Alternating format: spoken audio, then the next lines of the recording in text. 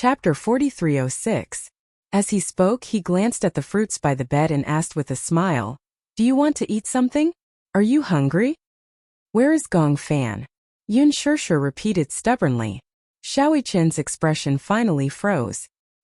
He held his forehead dejectedly. "Mommy. Where is he?"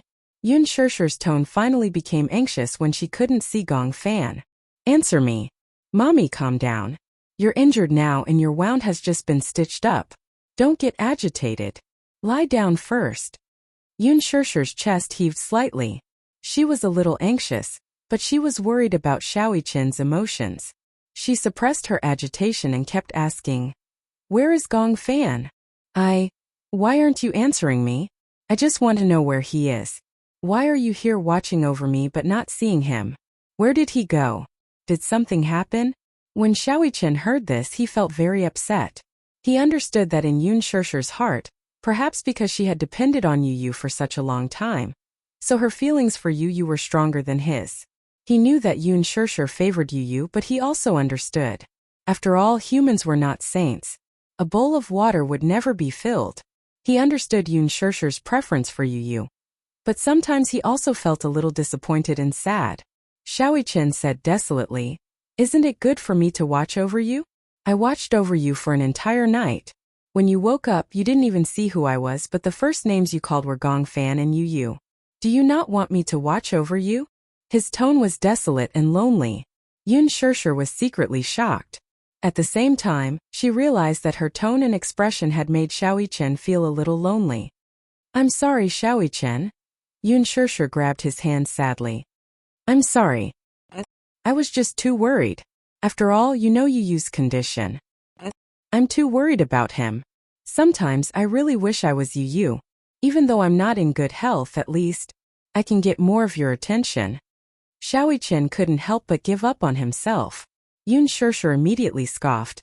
"Don't spout nonsense. You're in such good health. Yu is so envious of you. You're not allowed to say such things in the future." "Because I'm jealous." Little Chen suddenly blurted this out. He looked up at Yun Shirshir and took a deep breath. "I envy him. No matter what, you always prioritize his feelings and take care of him. Although I don't covet such a privilege, I don't envy it. It's not real." He was envious, but because he was the older brother, he tolerated it. He yearned for it, but because Yu was the younger brother, he gave in. Yun Shirshir liked him. She liked how sensible he was. Hence, he wanted to be more sensible. He worked hard. But in the end, he still couldn't compare to Yu. He didn't say that he wanted to compete with Yu. Instead, he hoped, if he could get more attention, even if it was just a little bit, he wouldn't be greedy. Yun Shirshir looked at Xiao Chen's desolate expression and felt as though a knife was being twisted in her heart. "I'm sorry. I know it's unfair to you. She didn't think that this would hurt Xiao Chen's feelings. This wasn't what she wanted. Chapter 4307. When Mu Yaja heard from the nurse that Yun Shirshir had woken up, he hurried over. However, when he reached the door of the ward, he sensed that the atmosphere in the room was extremely tense. He immediately sensed that something was wrong. Yun Shirshir was lying on the bed with reddened eyes. Xiao Chen was sitting quietly beside her. He did not leave her side, but he clearly looked a little lonely. "What's wrong?" Little Chen, on the other hand, buried his head even lower. He lowered his head on purpose. His fringe covered his slightly reddened eyes so that Mu Yaja would not see it. However, even though he did not want Mu Yaja to see it, Mu Yaja could imagine the expression on his son's face. Even though he did not know what had happened, this was the first time he had seen Xiao Chen look so lonely. Mu Yaja walked slowly to his son's side and gently patted him on the shoulder. The communication between father and son was often this simple. There was no need for words. He was silent, but it gave him a lot of strength. Xiao Chen forced his tears back and looked up to meet his father's eyes. "Daddy? You must be tired." Mu Yaja looked at his son's tired face and said, "You stayed by mommy's side all night. It must have been hard on you." "No, it wasn't hard. Mommy is awake now. I'm here. You should go back and rest. But don't tire yourself out. You're still growing. Don't stay up for too long." When Xiao Chen heard this, he stood up. However, his body was swaying, and he looked a little dazed. When Yoon Shirshir saw this, she was annoyed and heartbroken. She wanted to say something, but in the end she did not say anything. Xiaoichen left the ward, gently closed the door behind him, and left without a sound. Muyaja sat down on his seat and gently held her hand. His tone was gentle as he asked, "You're awake?" Yoon Shirshir lowered her head in vexation, looking like a child who had made a mistake. Muyaja pursed his lips and roughly guessed what had happened just now. This man was so shrewd. Just by looking at the silent expression between the two people, he could figure out their psychological state. Instead of going straight to the point, he changed the topic. "I remember when we went to the pet shop, you saw a room with a closed door. You were curious and asked why the door wasn't open. What did the owner say? Do you still remember?" Yoon Shirshir was a little stunned. She didn't know why Muyaja said that, but seeing his serious expression, she didn't question him. She thought for a while and said, "I remember that the shop owner said that a bitch gave birth to a puppy, so it's inconvenient for her to see strangers." "Then do you know why it's inconvenient for a female dog to see a puppy after giving birth to one?" Yoon Shirshir was at a loss and shook her head. "That's because once a female dog comes into contact with a living person's aura, it will be frightened. When it's frightened, it will eat the puppy." Hiss! She sucked in a breath of cold air. How could they be so cruel? Muyaja's lips curled into a smile as he slowly explained, "That's because a female dog will be very weak after giving birth. In addition, the female dogs in pet shops are all locked in cages. Once they come into contact with something they perceive as dangerous, they will realize that they and the puppy have nowhere to run. Hence, out of maternal instinct and protective instinct, they will eat the puppy." "How is that possible? Don't you think that's too far-fetched? Even a vicious tiger won't eat its cubs." Chapter 4308. Muyaja looked at her deeply. There were too many complicated emotions in his gaze. Because, as the saying goes, caring makes one confused. Motherhood is great, but sometimes it is also blind. When Yoon Shirshir heard this, she was stunned. She finally understood the meaning behind Muyaja's words. The reason why he said this to her was probably because he also noticed that she was too concerned about Yu, so much so that she had become blind. She had even neglected Xiaoichen for a while. It might be difficult to achieve an absolute balance between the relationship between mother and son. However, she also realized that she seemed to be too biased. Yoon Shirshir sighed and said sadly, "I understand what you're trying to say. Actually, the female dog cares about the puppy and protects the puppy. However, because she thinks that she is protecting the puppy, she eats the puppy. As a result, the puppy doesn't even have the chance to open his eyes and see the world clearly." Muyaja raised his eyebrows but did not say anything. Yoon Shirshir said helplessly, "Yu has been in poor health since he was young. I always felt that this was my fault. I always regretted it." Muyaja was puzzled. "What are you regretting?" "I always regret that if I didn't keep him by my side out of selfishness, perhaps his health wouldn't be so poor. So, you want to make up for what you think is your fault." Yoon Shirshir nodded guiltily. "Then aren't you also wrong for treating Xiaoichen?" Yoon Shirshir was speechless for a moment. "Look, Xiaoichen stayed by your side the whole night. When you woke up, you were in a hurry to find Yu and ignored his concern." Yoon Shirshir was shocked. "You saw it just now?" "No. Then why did you?" "I judged it from his expression and yours." Yoon Shirshir was shocked. She did not expect this man to be so observant and sensitive. She became more and more annoyed. "Did Xiaoichen really watch over me all night?" "Yes. More than one night, right? I also asked him to rest, but he wasn't willing. He said that he had to guard you." When Yoon Shirshir heard this, her heart ached even more. She felt suffocated when she imagined Xiaoichen's desolate gaze. "Actually, regardless of what happened, even if you did not keep Yu by your side and even if I brought Yu back to the Mu family, even if he received the best treatment in the world, he may not have received so much love. If he wasn't there to tie us down, we might not have been able to meet again. Since it had already happened going back to the past, even if there was a single mistake, the trajectory of life would fall like dominoes. I think that no matter who it is, no one is willing to go back and start over." When Yoon Shirshir heard this, she did not say anything. Muyaja knew that she must be feeling sad. She also realized that she was too harsh on Xiaoyichen in this aspect. Hence, she looked like she was about to break down. Muyaja did not mention Xiaoyichen. Instead, he asked indirectly, "Do you remember what happened before?" Oh. Yun Shirshir was obviously stunned. She looked up and stared blankly at Muyaja. Her lips were obviously trembling. "Do you still remember?" Huh. Chapter 4309. I don't remember. Do you really not remember, or are you faking it? Muyaja raised his eyebrows and said, "I'm your husband. What else do you have to hide from me?" "I'm afraid." "What are you afraid of?" Muyaja didn't think much of it. "I'm here. What are you afraid of?" Could it be that Yun Shirshir was worried that he would find out the truth and hate Yu and Gong Fan? Yun Shirshir lowered her head and sighed helplessly. "I'm afraid that it's real. I don't want to believe that it's real. I've been lying to myself. It's fake. It's my hallucination." "Shirshir." Muyaja pulled her into his arms, his heart aching. "Since it's already happened, what's the point of lying to yourself?" Yun Shirshir recalled the scene before she fainted and sucked in a deep breath of cold air. In the end, she could not stop her tears from rolling down her cheeks. They were connected by flesh and blood. She had been stabbed by her own child. Until now, Yun Shirshir couldn't believe it when she recalled the hideous expression on that innocent and adorable face. She was in so much pain. "That's not real." Yun Shirshir choked and said, "I don't believe it. That's Gong Fan. That's Yu.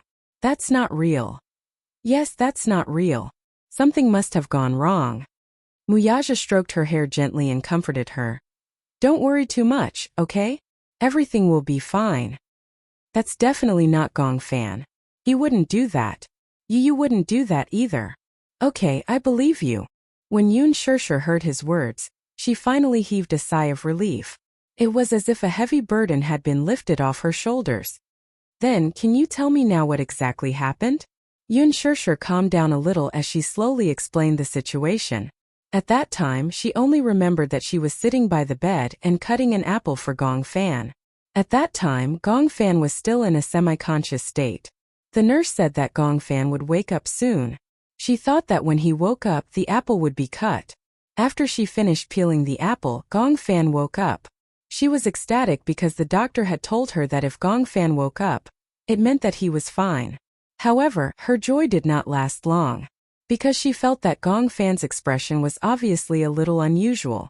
Usually, even though Gong Fan was very cold to others, no matter when he faced her, his gaze was always extremely gentle. However, things were different now. Cold, indifferent, and expressionless. His eyes even had a hint of icy cold sharpness. Yun Shirshir then asked him if he wanted to eat some fruit. Gong Fan followed the direction of her hand, and his gaze landed on the fruit knife beside the fruit plate. A layer of scarlet gradually surfaced in his eyes. He suddenly reached out and held the fruit knife tightly. Yun Shirshir was shocked. She didn't know what his motive was or why he was holding the knife. However, when she saw him holding the knife so tightly, she didn't know why. But at that time, she faintly felt that there was something wrong with the person in front of her. She started to retreat. Just as she stood up and took half a step back, Gong Fan held the knife and stabbed at her fiercely. Chapter 4310. Immediately after, the knife was forcefully pulled out. Yun Shirshir clutched her abdomen and fell to the ground in despair. At that time, my entire mind went blank. I couldn't believe that Gong Fan would stab me with his own hands. At that time, the fruit knife that Yun Shirshir used was brought from home and was meticulously made. Otherwise, if Gong Fan had pulled it out like that, the handle and the blade would have broken into two due to the strong suction force from the flesh. At that time, there were two fortunate things. One was that Xiaoyichen rushed over in time.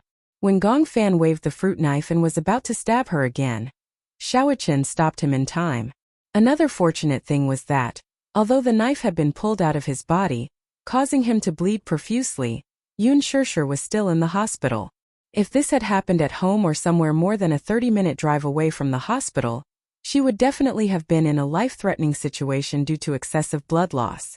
Xiaoyichen stopped Gong Fan and hurriedly called for the nurse. Then she fell into a daze due to the blood loss.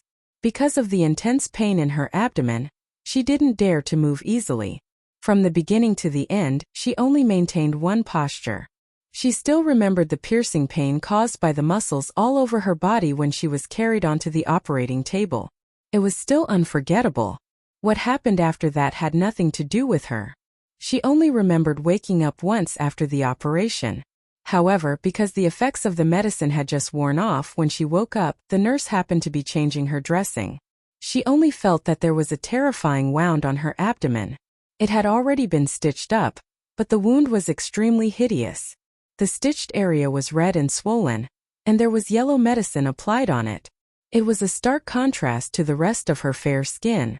She called out Yu, but her lips and teeth were blurry.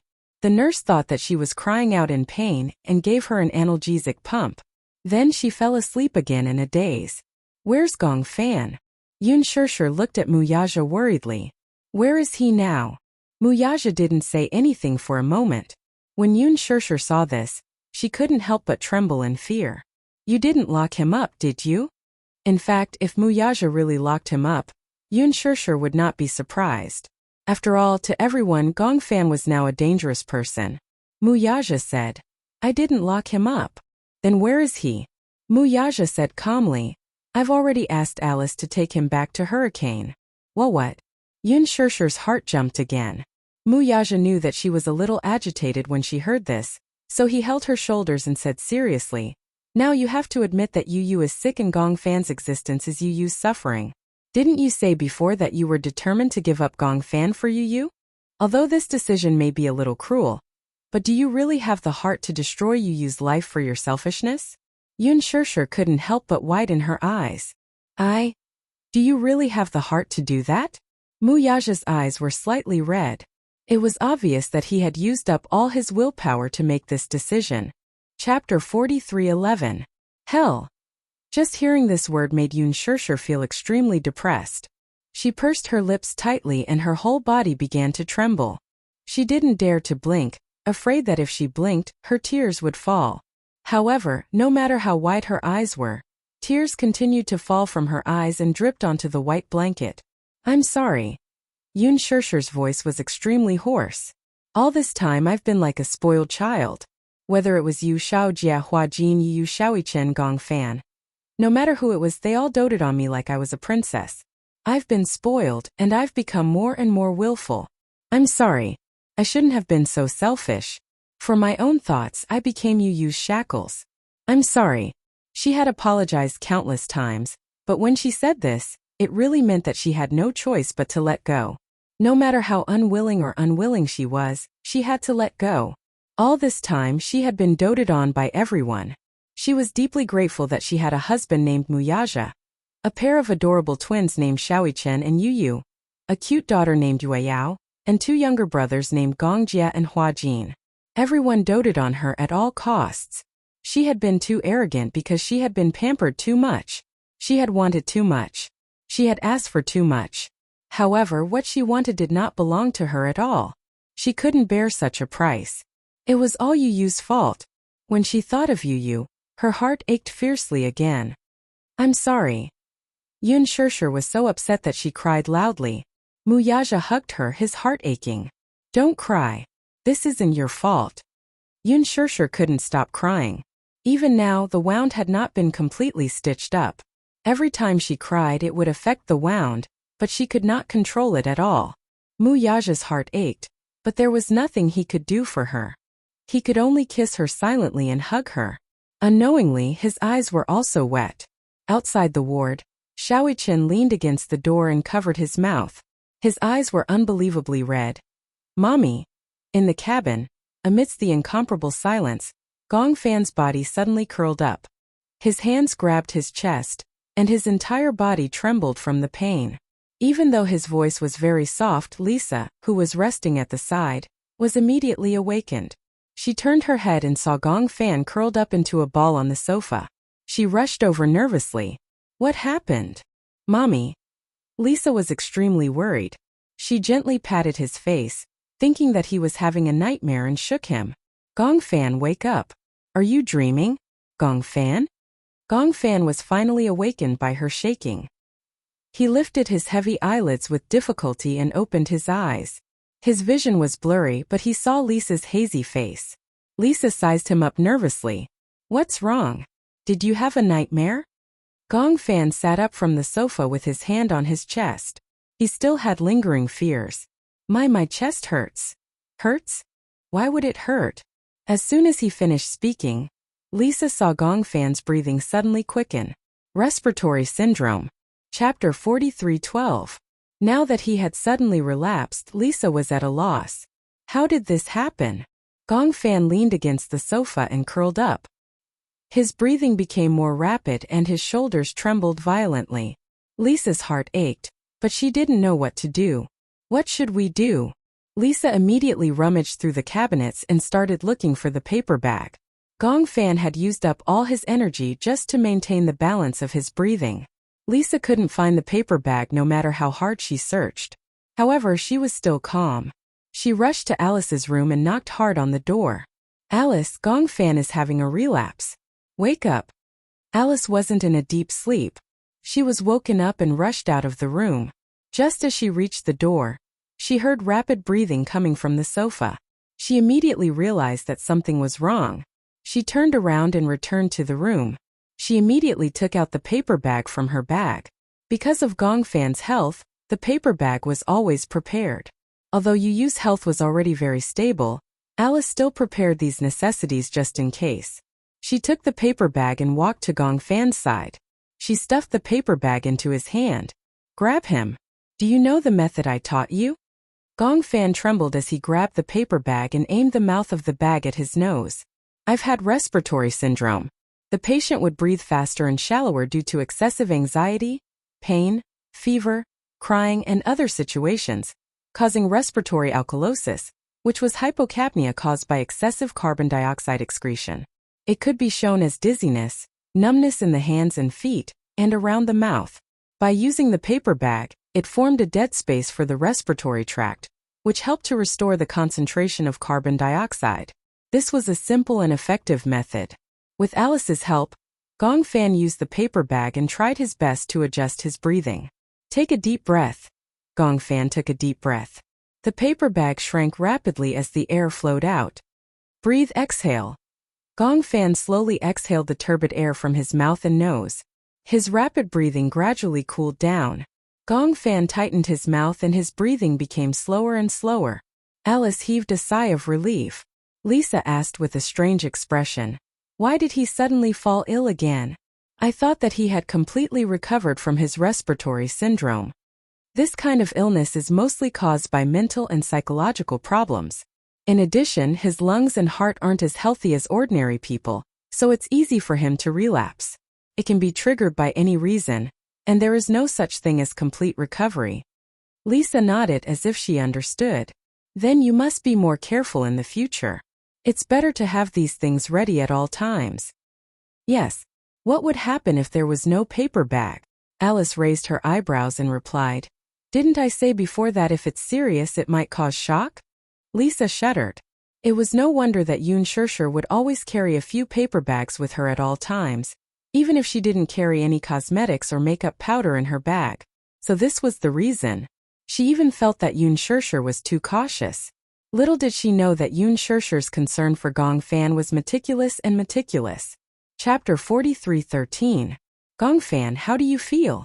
Are you feeling better? Gong Fan nodded and pursed his lips. I'm fine. Alice held his wrist and turned it up to check his pulse. His heart rate was still at a relatively fast level. What's going on? Alice also felt that it was a little strange. Although it could be triggered by anything, this relapse was too sudden. Even he was a little caught off guard. Gong Fan calmed down and shook his head. I don't know why either. It's just that I feel my heart palpitate for no reason. While I'm half awake, subconsciously my breathing suddenly quickened. Did you have a nightmare? Gong Fan was startled and was a little suspicious. How did you know? Why would I feel my heart palpitate for no reason? Gong Fan lowered his eyes in desolation. He leaned against the sofa dejectedly and said sadly, Am I a burden to you? Alice was stunned. Humans were all afraid of death. No matter who it was, they would always be filled with fear at the moment before death. Even someone as strong as Gong Fan would fear death one day. To the alternate personality, the day it was exiled was the day it completely disappeared. Alice took a deep breath. I will protect you. Why? Why do I exist as such a life form? Gong Fan sighed in his heart. Humans were really a mysterious and complicated existence. When Lisa heard this, she couldn't take it anymore. She said nervously, Is there really no other way? There are two personalities. Do we have to get rid of one? Isn't Yu also willing to accept Gong Fan? Why are the two personalities conflicting with each other? Alice frowned and was a little hesitant. Lisa continued. Now Yu and Gong Fan's personalities are clearly getting along harmoniously. They can get along harmoniously. They have the habit of keeping diaries. No matter what happens today, they will record it in their diaries. No matter who woke up that day, they would be able to understand what had happened that day through the diary. Wasn't that a good thing? Why must you make such a cruel decision? Alice sighed. There's one thing I might have forgotten to mention. What? Dual personality disorder and multiple personality disorder don't actually have much of a boundary. Let me give you an example. In Yu's world, there are two palaces. Only the main personality lives in one palace, and no one knows how many personalities live in the other palace. Do you understand? Lisa didn't quite understand. She didn't say anything and continued to listen to her. Alice continued. Now because of Gong Fan's existence, the door has been opened. Then because of his existence, won't this open door never be closed? Since the door is open, other personalities will come out one after another. Sometimes these personalities won't come out at all. Sometimes these personalities will swarm out. When Lisa heard this, she could not help but suck in a breath of cold air. Chapter 43:14. Lisa frowned and suggested an idea. If that's the case, what if Yu and Gong Fan work together to close this door? Then Gong Fan and Yu could live in the same palace. Wouldn't that work? Alice pondered and said, I suspect that Gong Fan used to live in Yu's palace. Hence, the two personalities merged together and there was no obvious difference. This kind of illness was too complicated.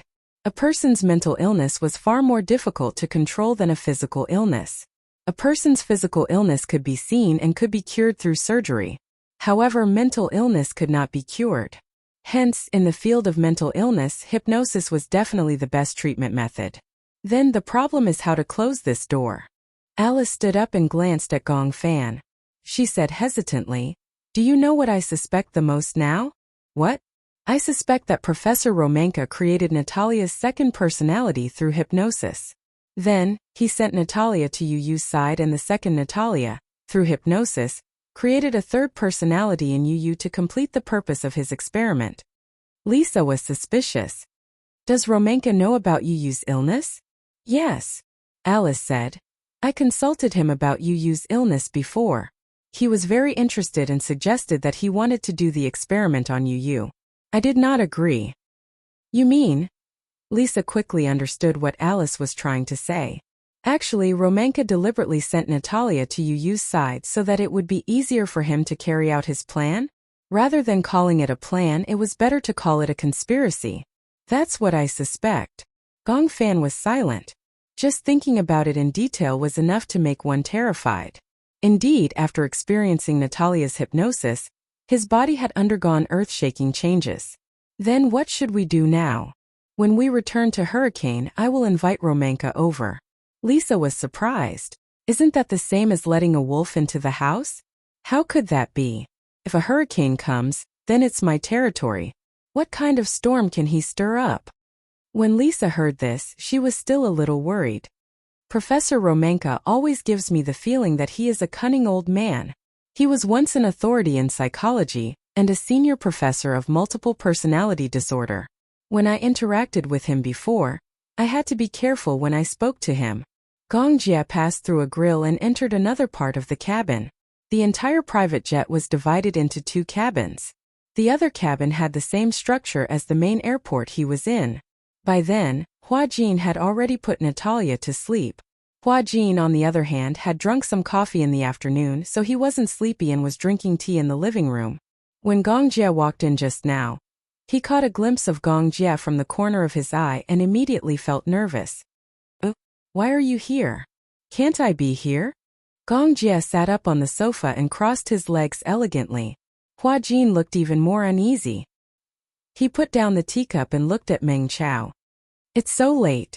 Aren't you sleeping? I can't sleep. Chapter 43:15.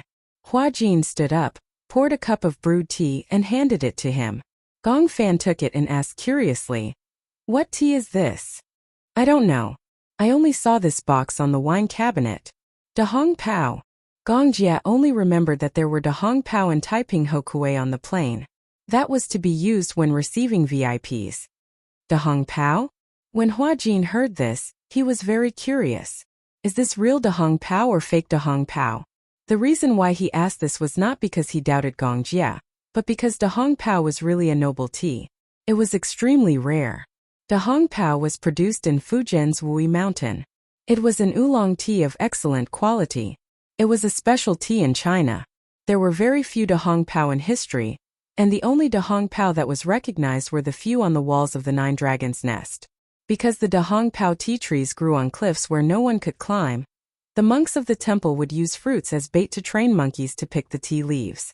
Therefore, some people called it monkey-picking tea. It was also because of this that the production was very low. The Da Hong Pao tea trees were 10 feet tall, and the leaves were as big as palms. They grew on cliffs, and when the wind blew, the leaves fell. The monks of the temple collected them to make tea, which could cure all kinds of diseases. At its best, the production of tea leaves was only a few hundred grams. A few hundred grams was less than a caddy. Most of them were supplied internally by people in positions of power, and the Da Hong Pao on the market was not considered pure Da Hong Pao. No wonder he only saw a little of it. He thought that it was the residue of Gong Jie drinking it, so he soaked it all. No wonder the smell was so strong. When he thought of this, Hua Jin suddenly felt uneasy. Da Hong Pao was so rare. God, it was Da Hong Pao. If it was the real deal, then wouldn't he be wasting God's gift recklessly? Do you think I would drink fake tea leaves? No. Dozens of grams of tea leaves were all brewed by him. Rounding it up, he felt as if he had drunk 100 million yuan. It's too strong. Gong Jie muttered and asked casually, "Don't tell me you soaked all of it?"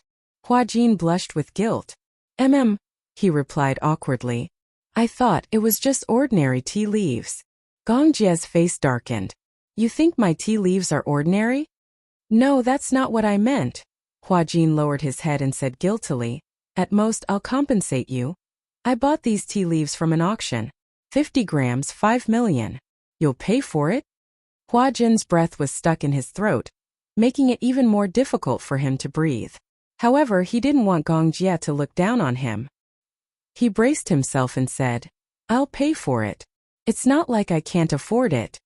After being in the entertainment industry for so many years, it wouldn't be right to say that he didn't have any family background. Although 5 million wasn't a sky-high price, 5 million for just a few dozen grams of tea leaves really made his heart, liver, spleen, lungs, and kidneys ache. Hua Jin bargained, 5 million. "I'll pay you 5 million. "Why is it 5 million? Gong Jie didn't understand.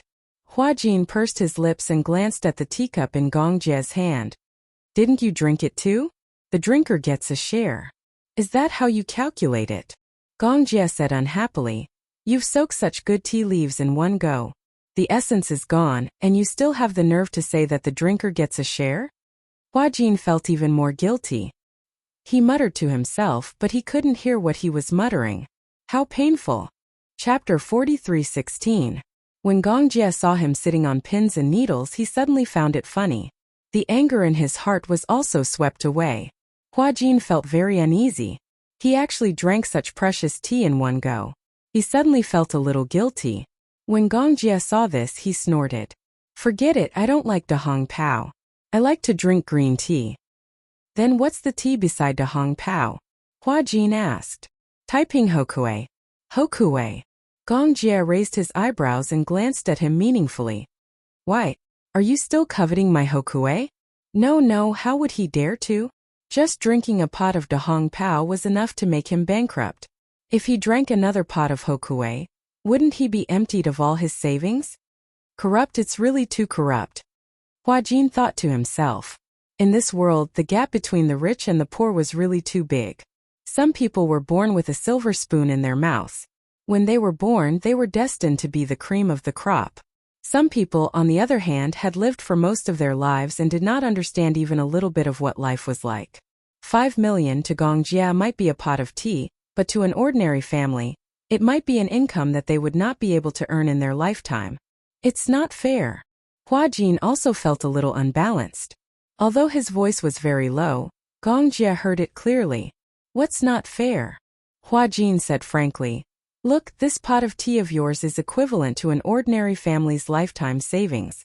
In other words, an ordinary person who works hard for a lifetime may not even be able to afford this pot of tea of yours. When Gongjia heard this, he smiled. How is it not fair? I think it's very fair. Why? That's because we were born different. Gongjia's tone was not arrogant at all. It was a calm narration that could not be any calmer. When Hua Jin heard this, he did not dare to agree. How is it fair? If you judge things according to your logic, then everyone's life is very unfair. Some people are born with broken limbs, while others are born healthy and intelligent. Can you say that those who are healthy and intelligent are at fault? Hua Jin was speechless and finally shook his head silently. In that case, why is it unfair for some people to be born rich while others are born poor and remain poor for their entire lives? Hua Jin was actually unable to come up with an answer to such a change in conditions.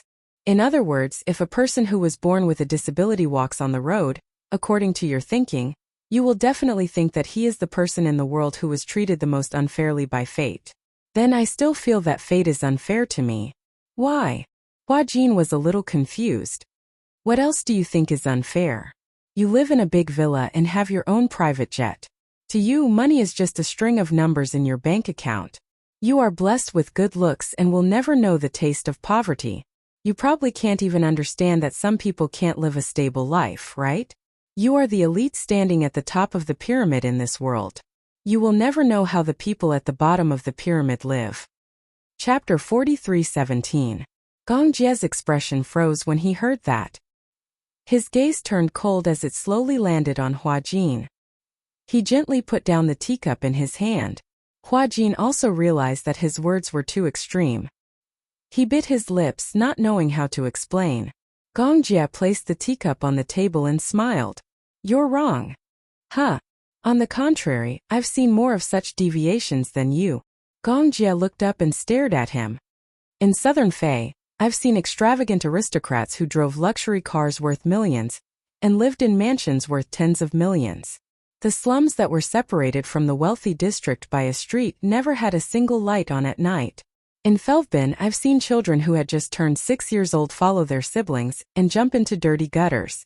Even if they accidentally choked on a few mouthfuls of dirty water filled with hundreds of millions of bacteria, they would still try their best to scoop up a few plastic bottles to survive.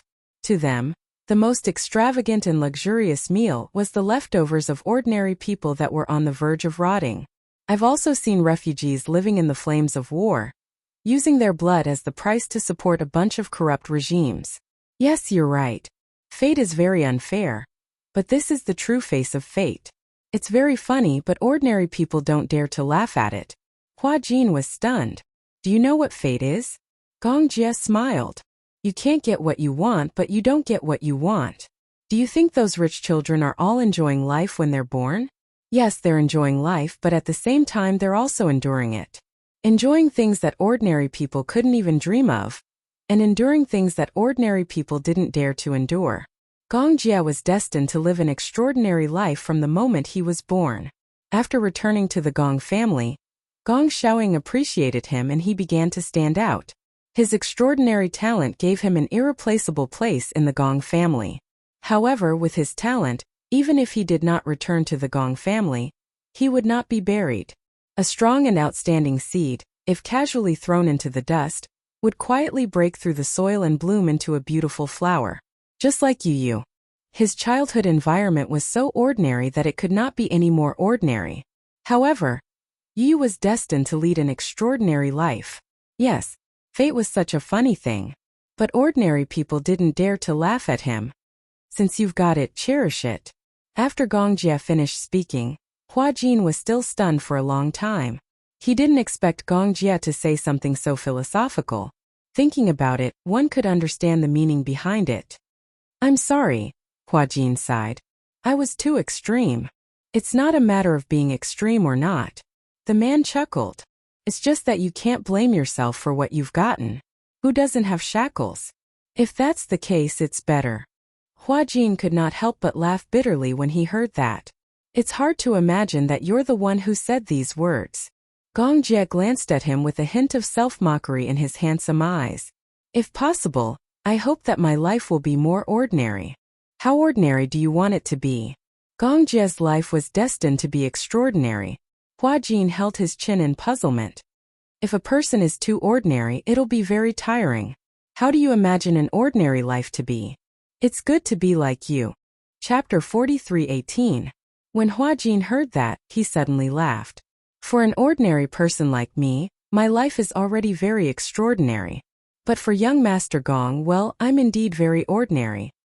I have a stable job, an average-sized house, a car, and an ordinary family. At the very least, I don't want to be too deeply exposed to the cruelty of this world. Gong Jie smiled arrogantly. Even if I'm not Gong Jie, I'm destined to be extraordinary. Perhaps I won't lose to Muyaja. That's not necessarily true. Everything you have now, besides yourself, a part of it is given to you by the Gong family. That's true. Gong Jie sneered. For Muyaja, a part of what he has comes from the Mu family, right? Hua Jin felt awkward. That's true too. I won't lose to him. Gong Jie was obviously not convinced by his brother-in-law Muyaja. Hua Jin scratched his cheek with his fingers and teased. Seems like there's a strong smell of gunpowder in the air. I saw that both of you were getting along so harmoniously that I thought both of you would be able to coexist peacefully. Coexist peacefully? Maybe in our next life. Gong Jie did not buy Muyaja's words at all. If it were not for Yun Shishir, the two of them might have been destined to be enemies for life. Why are we talking about this topic unknowingly? It was only then that Hua Jin came to his senses. It was too exaggerated. Because of a pot of Dahong Pao, they had actually talked for so long. So, Gong Jie cast a sidelong glance at him. When do you intend to give it to me? What? Hua Jin could not help but feel confused by the sudden question. Gong Jie leaned closer to him and said word by word, 5,010,000. Hua Jin put up a defensive posture. You really want me to give it to you? I'm serious. Hua Jin's eyes darted around as he pretended to touch his body. Then he feigned exasperation and said, look, I don't have much money left on me. Young Master Gong, how about I give myself to you? Pay with your body? You can understand it that way. Gong Jie could not help but laugh. Hua Jin saw him smile, so he held his face with both hands and deliberately raised a charming smile, smiling very sweetly. Anyway, I'm conservatively estimating that I'm worth at least 5 million yuan. How about I give myself to you? Deal. When Gong Jie said these two words, Hua Jin looked surprised. Young Master Gong, I couldn't tell that you like men? I'm not interested in men. After a pause, Gong Jie looked at him meaningfully. But I'm very interested in you. Hearing this, Hua Jin's mouth was half open. He could not react for a moment. He was just joking and wanted to fool him with this 5 million yuan. How did he fall into the ditch he had dug? He did not know how to continue this conversation. Why, are you regretting it? Hua Jin was speechless for a moment. He stood up awkwardly. Just as he was about to say something, the plane suddenly shook violently. Hua Jin lost his balance and fell onto Gong Jie's body. The plane encountered turbulence, causing it to shake. Gong Jie supported him with one strong arm. Hua Jin grabbed the corner of Gong Jie's shirt tightly to stabilize his center of gravity. Chapter 43:19. After the turbulence passed, Hua Jin lowered his head and tried to stand up, but Gong Jie reached out and pulled him back into his embrace. Hua Jin's face was burning. At the same time, his heart beat even faster because of his sudden action. Gong Jie lowered his head to size him up before asking out of the blue, "Are you throwing yourself at me? When did I do that?" Hua Jin struggled to get up, but Gong Jie grabbed his arm again with a playful look in his eyes. Playing hard to get? What nonsense was this man talking about? Gong Jia pinched his cheek with one hand. If you make such a joke again in the future and I take it seriously, what should I do? His tone didn't sound like a question but more like a question. Hua Jin's brain went blank. If I take it seriously, will you take responsibility? Hua Jin. He did not mean that at all. He just wanted to be tactful and did not mean anything else. Gong Jia could not bear to tease him anymore. He stood up and said, if you encounter turbulence, it's not the safest choice to hide in someone's arms. You should return to your seat and fasten your seatbelt. This is the most basic safety measure. With that, under Hua Jin's glare, Gong Jia turned around and left. As soon as Gong Jia left, Hua Jin slammed the table. This man, what kind of nonsense is he saying? Hua Jin took a deep breath and finally calmed down. The 10-hour flight was long and torturous. Hua Jin fell asleep on the sofa. He did not know how long he had slept, but in his daze, he could only hear the rumbling of the turbulence and the ringing in his ears getting worse. He was jolted awake. He got up and looked out of the window, only to see that the plane had already pierced through the clouds and was rapidly descending toward an island. He found it very novel. This island has a very large port. This port is even much larger than the port in Osaka, Japan. There are many cargo ships docked at the port. From his high angle, it seems that he can only see a black mass of ships. Immediately after, as the plane descended rapidly, he saw a magnificent castle on the island. Even from afar he could see it clearly. That majestic castle was magnificent. Usually, he would only see such castles in Hollywood movies. It was said that this castle had been built for a long time. It had a history of more than a few hundred years. When Gong Xiaoying bought this island, he also bought the land where the castle was located and moved it over. What was that saying? Indeed, one could do whatever one wanted with money. Hua Jin was already in a daze just by looking at her. This was the first time he had set foot on the Gong family's island. However, seeing it with his own eyes was far from what he had imagined. In his imagination, a private island, Hurricane's base, a military base, Gunpowder Hurricane's private island must be heavily guarded and gave off a gloomy feeling. However, the reality was that it was sunny and sunny. The sea was blue. Under the clouds, the true appearance of the castle was gradually revealed. It stood on the top of the island, exuding an inviolable majesty. Hua Jin sighed and widened his eyes. He leaned against the window and stared curiously at the castle, unable to take his eyes off it. Outside the castle there was heavy security. Chapter 43:20. Hurricane. This was a term that seemed to control the entire world. Now, little by little, it was gradually becoming complete in front of him. After the plane landed, it went through a series of inspections. In Hurricane, almost all private planes returning from overseas, no matter who they were, had to go through a series of sophisticated inspections after landing. Even Gong Jia was no exception. They were worried that someone had tampered with the plane. He still remembered one time when Gong Jia came back from South Africa. After an inspection, he was shocked to find that many high-tech trackers had been secretly planted in his private plane without him knowing. These trackers were the most advanced technology in the world today. Even the 5 government buildings in Country M might not be able to detect them. If it were not for the meticulous inspection, these trackers would not have been discovered at all. Later, the plane was almost forced to be scrapped because no one could be sure if these trackers were still in the body of the plane. No one knew when these trackers had been planted. Since then, the landing inspection became more and more stringent. This time, the landing inspection took more than half an hour. When Hua Jin got off the plane with Natalia in his arms, he was tossed and turned a few more times. The reason why Hua Jin described it as tossing and turning was because the security personnel wanted nothing more than to lay him flat on the ground, strip him naked, and inspect him from the inside out. Was the inspection so strict? Why did he have to go through such a stringent inspection when he landed on the island? It was as if he was an international fugitive. Hua Jin still had a lingering fear in his heart. Such a huge scene also frightened Natalia.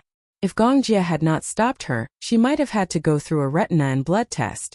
After the inspection, Hua Jin saw Gong Jia and asked in fear, "You're probably the first person I've seen who wants to go through a physical examination after returning home." Gong Jia, on the other hand, was already used to it. This series of inspections, no matter who it is, Except for a few members of the Gong family, there are no exceptions. Why? Hua Jin asked suspiciously. Why do we have to go through such a detailed inspection when we come to this island? More than that. Gong Jie glanced at him. While you're on the island, you'll be wearing a surveillance device. If you trespass into the restricted areas of Hurricane, you'll trigger the alarm of the entire island. Before you leave, all the restricted areas will be fingerprinted. If you go to a place you're not supposed to go, you won't be able to leave again. Hua Jin shuddered when he heard that. It's just going home. Is there a need for so many complicated procedures? Don't you feel tired? Gong Jie smiled coldly. That's why I don't like to go home. Hua Jin was stunned. He didn't know why, but he felt his heart ache. At least if he went home, he wouldn't have to go through such strict checks. This point, there was no human touch at all. For some reason, he felt like he was being tightly bound and there was no warmth at all. Now, when Hua Jin turned back to look at the island shrouded in fog, he seemed to have another feeling. Suddenly, he felt that the magnificent castle was more like a prison than a home. Gong Jie gave Muyaja a call. To his surprise, it was Yun Shishir who answered. Chapter 43:21. Shao Jie. Gong Jie was a little surprised. Sister, you're awake? He pursed his lips and suddenly felt a little uneasy. Perhaps it was because he had taken Gong Fan away while she was unconscious. He waited silently for Yun Shishir to flare up at him. However, the expected anger did not come. Yun Shishir's calmness surprised him. Have you arrived at Hurricane safely? Gong Jie was a little surprised that Yun Shishir did not scold him. Where's Gong Fan? He's beside me. After a pause, he said, Sister, don't you blame me? On the other side, Yun Shishir sighed helplessly. Why should I blame you, Shao Jie? Haven't you done enough for me? Gong Jie was speechless. He said self-deprecatingly, I'm sorry. I don't know what I can do for you, but I've done my best. Shao Jie, when I recover, I'll go to Hurricane to look for you. During this period as his uncle, you must take good care of your nephew, okay? Yes, I will. Okay. Yun Shishir did not say much, but he could hear the loneliness and exhaustion in her voice. It was as if she was holding something back, and her voice was a little hoarse.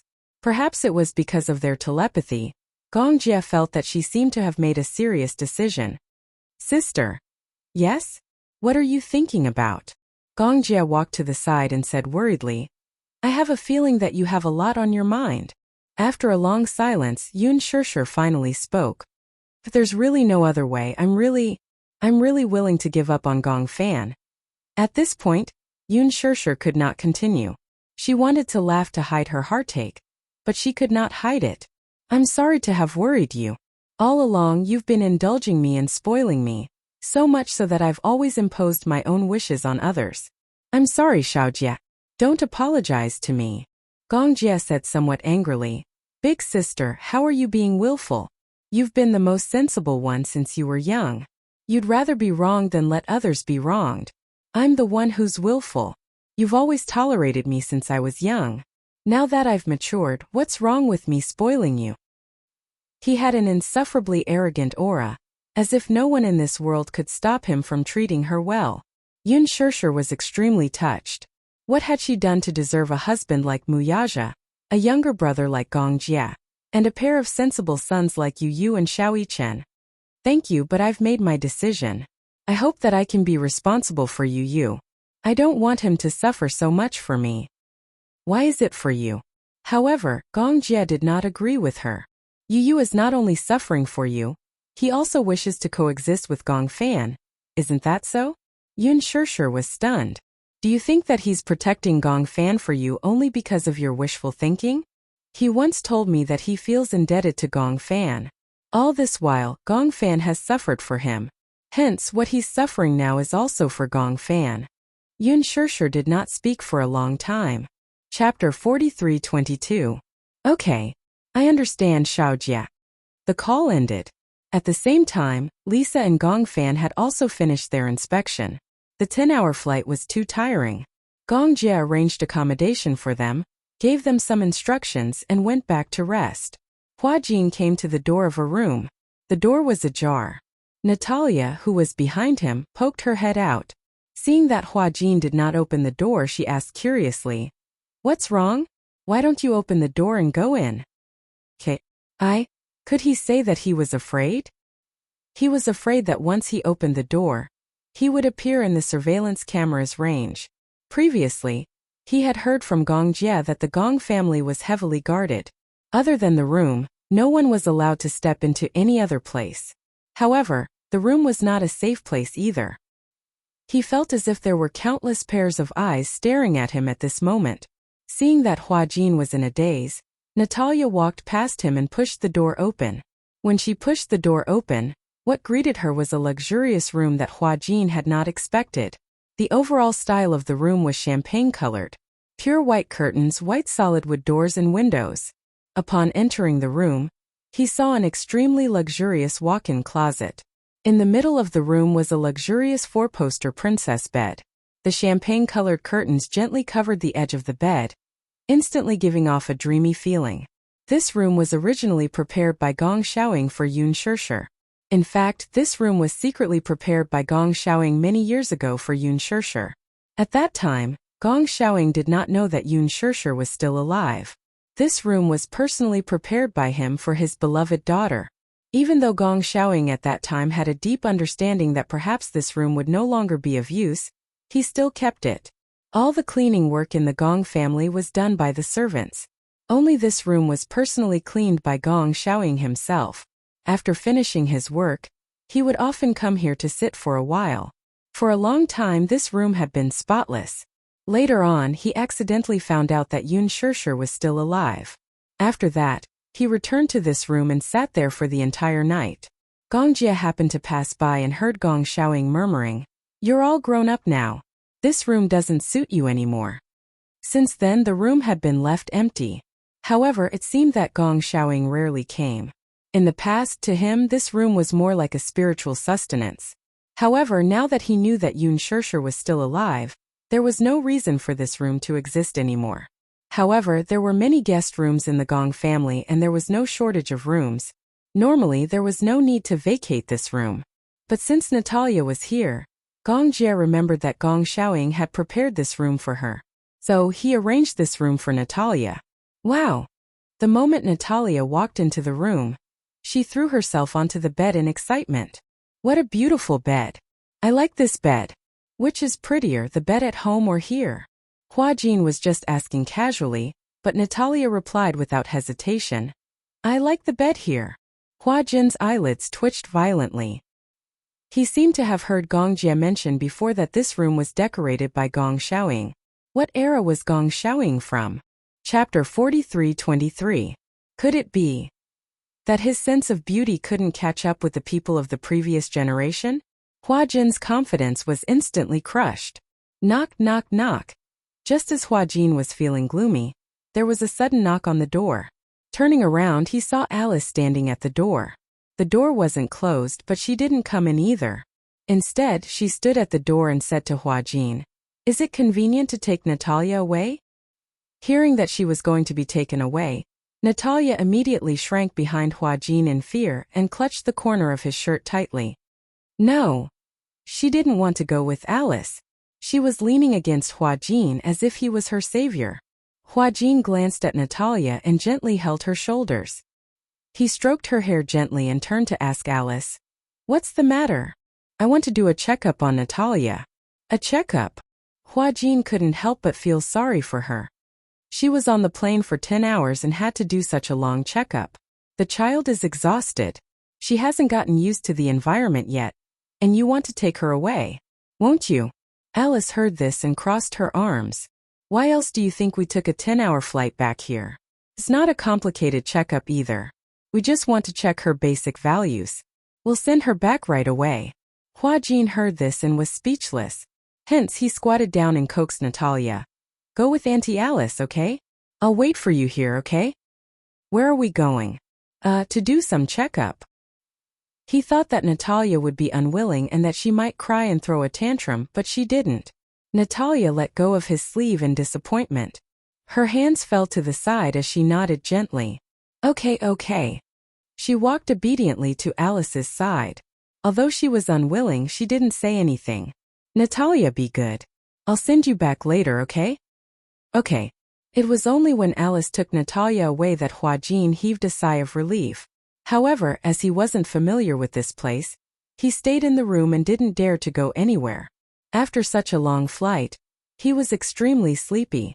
Hence, he fell asleep as soon as he sat down on the sofa. Natalia and Gong Fan were brought to the laboratory. Alice first introduced the two children to the doctors in the laboratory one by one. This is Gong Fan and this is Natalia. I've told you about them before. For a long time to come, our task will be very heavy. However, failure is not allowed. Do you hear me? Everyone was stunned and they were dumbfounded. Was not allowed failure? In the medical center, there were many experiments conducted every day, but Alice's requirements had never been so strict. Us not allowed? How was that? Only after countless failures would one be able to sum up their experience and achieve success. Natalia leaned against Gong Fan, trembling in fear. In front of her stood a circle of people in white coats. This made her feel as though she had returned to the place where she used to be. Vaguely, she recalled the time in the hospital.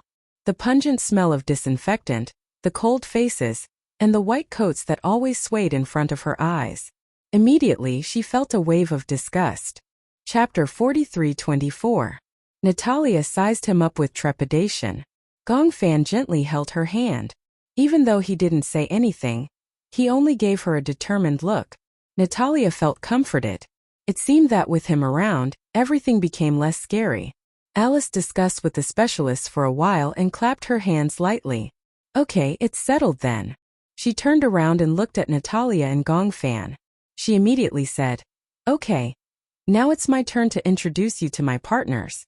This is Manson, this is Luca, this is Zach. Natalia realized that the doctors behind Alice all looked very young. They were full of vitality and vitality. This was the medical team that Alice had set up. It was the best in the world. However, it was such a top team in the world. However, the teaching staff were all young people who were only in their 30s. Moreover, this medical team was not only loyal to Alice, but it also showed that Alice's personality was unparalleled. Unless she personally dismissed this team one day, it would definitely be a success. Now I'm going to come up with a plan for the two of you. Before that, I need to accurately understand your physical condition. Natalia, cooperate with me, okay? Natalia asked uneasily. Will it hurt? If it hurts, it won't hurt other than taking blood. Oh? Natalia still had some lingering fear in her heart, but she still nodded resolutely. Gong Fan didn't need to say anything. He cooperated with Alice 100%. The two of them were sent for a series of examinations. At this moment, Alice suddenly received a call from Romanka. She was a little surprised that Romanka called. He rarely contacted her. Basically, if there was no special emergency, the two of them would communicate through email. Seeing that it was a call from him, Alice was a little cautious. After the call was put through, Romanka went straight to the point. How's Natalia's condition? Alice curled her lips. Everything is fine. At that moment, Natalia was right beside her. She held her phone and walked out of the room. Separated by a glass door, she made sure that Natalia couldn't hear their conversation. Then she slowly said, Professor, are you hiding something from me? On the other end, Romanka was clearly stunned for a moment. She hadn't expected her to ask such a question. Why do you ask? Do I need to tell you that? You should be clear about this. Alice didn't intend to delay any longer. She didn't want to go around in circles with Romanka. Natalia was now in her hands. From the moment she boarded the plane yesterday until today, all of Natalia's means of contacting Professor Romanka had been cut off by Alice. Therefore, Romanka could not get any information from Narration. It was probably because of this that he contacted her for the first time. Professor, I won't beat around the bush with you. I also hope that you can tell me the truth about everything. Romanka was silent for a while, but he only said vaguely, I don't know what you mean. Now, I'm no longer Natalia's guardian lawyer. I haven't even seen her in a long time. What do you want me to confess to you? Chapter 43-25. Confess her previous condition. Condition? Romanka pretended to be ignorant. As you can see, I've given you all the medical reports. Can't you study them yourself? Do you think I don't know? Several pages of Natalia's medical report are missing. Romanka was stunned. She was a little shocked by her words. Why, are you surprised? Surprised that I would know that you tampered with the medical report? What do you mean by tampering? I don't understand. Alice lowered her voice and said, Several pages are missing from the report. If you didn't look at it carefully, you wouldn't have noticed it. You hid Natalia's medical report and then forged several copies of it and pasted them at the back of the report. The handwriting is too different. The previous page looks very old, and the new page is even several degrees wider than the previous page. Do you think I'm an idiot? You, Romanka, listen to me, Alice said very seriously. No matter what, I need you to cooperate with me. You're the most authoritative professor in this field. I still have enough evidence that you used Natalia to do those inhumane experiments. If you don't cooperate with me, I'll take you to the International Court of Justice. What you'll face is not only a high amount of compensation, but also your reputation. How about it? Is this condition sincere enough? Professor Romanka was silent for a long time. After a long while, he finally sighed. The younger generation will surpass us in time. He sighed and said, How should I meet you? Alice smiled relaxedly and finally relaxed her eyebrows. She knew that Professor Romanka's words meant that he was willing to cooperate with her. This also meant that her negotiation was a success. Alice said loudly, I'll send a private plane to pick you up and issue a high-level pass to Hurricane. It's my honor to be able to visit the world's top medical technology center in my lifetime. After telling him what to do and ending the call, Alice finally felt a little relieved. Professor Romanka was the world's most authoritative expert in the field of multiple personality disorder. If Lu Zhou could get his help, then his progress would be much smoother. Alice was also worried that Professor Romanka would harm Gong Fan. He seemed to have a great interest in Gong Fan. However, apart from those conspiracy theories, she was confident that she could protect Gong Fan as long as he was in her territory. Next, they could only take one step at a time. There was no need to rush Natalia's illness, but Gong Fan's situation was not optimistic. She could not wait any longer, and neither could Gong Fan. Before Professor Romanka arrived, Alice once again hypnotized Gong Fan. However, there was no breakthrough in the hypnosis. Yu was also in this body and there was no news of her. Alice wasn't an authoritative expert in this field before, so she didn't know much about the world of multiple personalities. If Gong Jia had not repeatedly urged her to cure Yu, she would not have dabbled in this field. However, if Professor Romanka was willing to help her, things would be much smoother. Chapter 43-26. During the half a month on the island, Gong Fan and Natalia had a relatively easy time. The two little guys got along well with the doctors in the medical center. During their free time, Hua Jin and Gong Jia would take Gong Fan and Natalia out to sea to relax. During this period of time, Yun Shishir would video call Gong Fan on time every night. However, the two of them were secretive about certain things. Gong Fan was well aware of his situation and cherished every day he spent with Yun Shishir. Even though they were half a world apart, the video call every day was the most heartwarming time for Gong Fan. Compared to the busy Gong Jia and Alice, Hua Jin was much more free. However, when he was free, he did not dare to wander around the island. It was said that the island was shrouded in a quantum defense network, and there were invisible mechanisms and alarms everywhere at any time. If they were triggered, the entire island would be armed to the teeth. Hua Jin was not familiar with the island, so he did not dare to walk around recklessly. However, the castle had all kinds of entertainment facilities. Billiard room, video room, gym. When he was free, even if Gong Jia was not around, Hua Jin would take the two little guys for a walk by the beach. Alice teased him that during this period of time, he had accumulated a certain amount of experience in taking care of children. When he had his own children in the future and became a father, he would not be flustered when it came to taking care of children. However, Hua Jin did not know whether to be happy or worried. It was hard for him to imagine that he would have a child of his own in the future. He already regarded Natalia as his own flesh and blood. Therefore, even if there was a chance in the future, out of consideration for Natalia, he might not have another child. Half a month later, Romanka successfully met up with Alice. That night, Romanka ignored the exhaustion of the flight and entered the meeting room with Alice. Other than them, no one else was allowed to enter. In the meeting room, Romanka told Alice a shocking secret. Actually, you're right. I did hide something from you. That is... Romanka looked up and said with a serious expression, actually, Natalia is the real second personality. Alice did not expect that this was what Professor Romanka wanted to tell her. When she heard this, she was in a daze for a long time and did not come back to her senses for a long time. That day, when you saw the child in my hospital, the personality that appeared was actually Natalia. Compared to Natalia, Natalia's personality was a typical sensitive one. She is fragile, sensitive, and looks cold on the outside, but she is actually very gentle on the inside. All this time I haven't told you because I don't know how to bring this up. You're lying. Alice was a little angry. How is that possible? How could Natalia be the second personality? Alice didn't dare to believe Professor Romanka's words. Even though she had hired this person to help her treat Yu, she did not dare to fully believe Romanka's words. Hua Jin had mentioned it to her before. Professor Romanka might have taught Natalia hypnotism. Then, he wanted to use Natalia to control Yu. Chapter 43:27. However, she had never expected Natalia to be a second personality. Do you think I'm lying to you? Romanka leaned back in his chair with a serious expression. I know what you think of me. You must think that I'm an evil and unreasonable dark scientist who specializes in using weak and helpless children to conduct human experiments.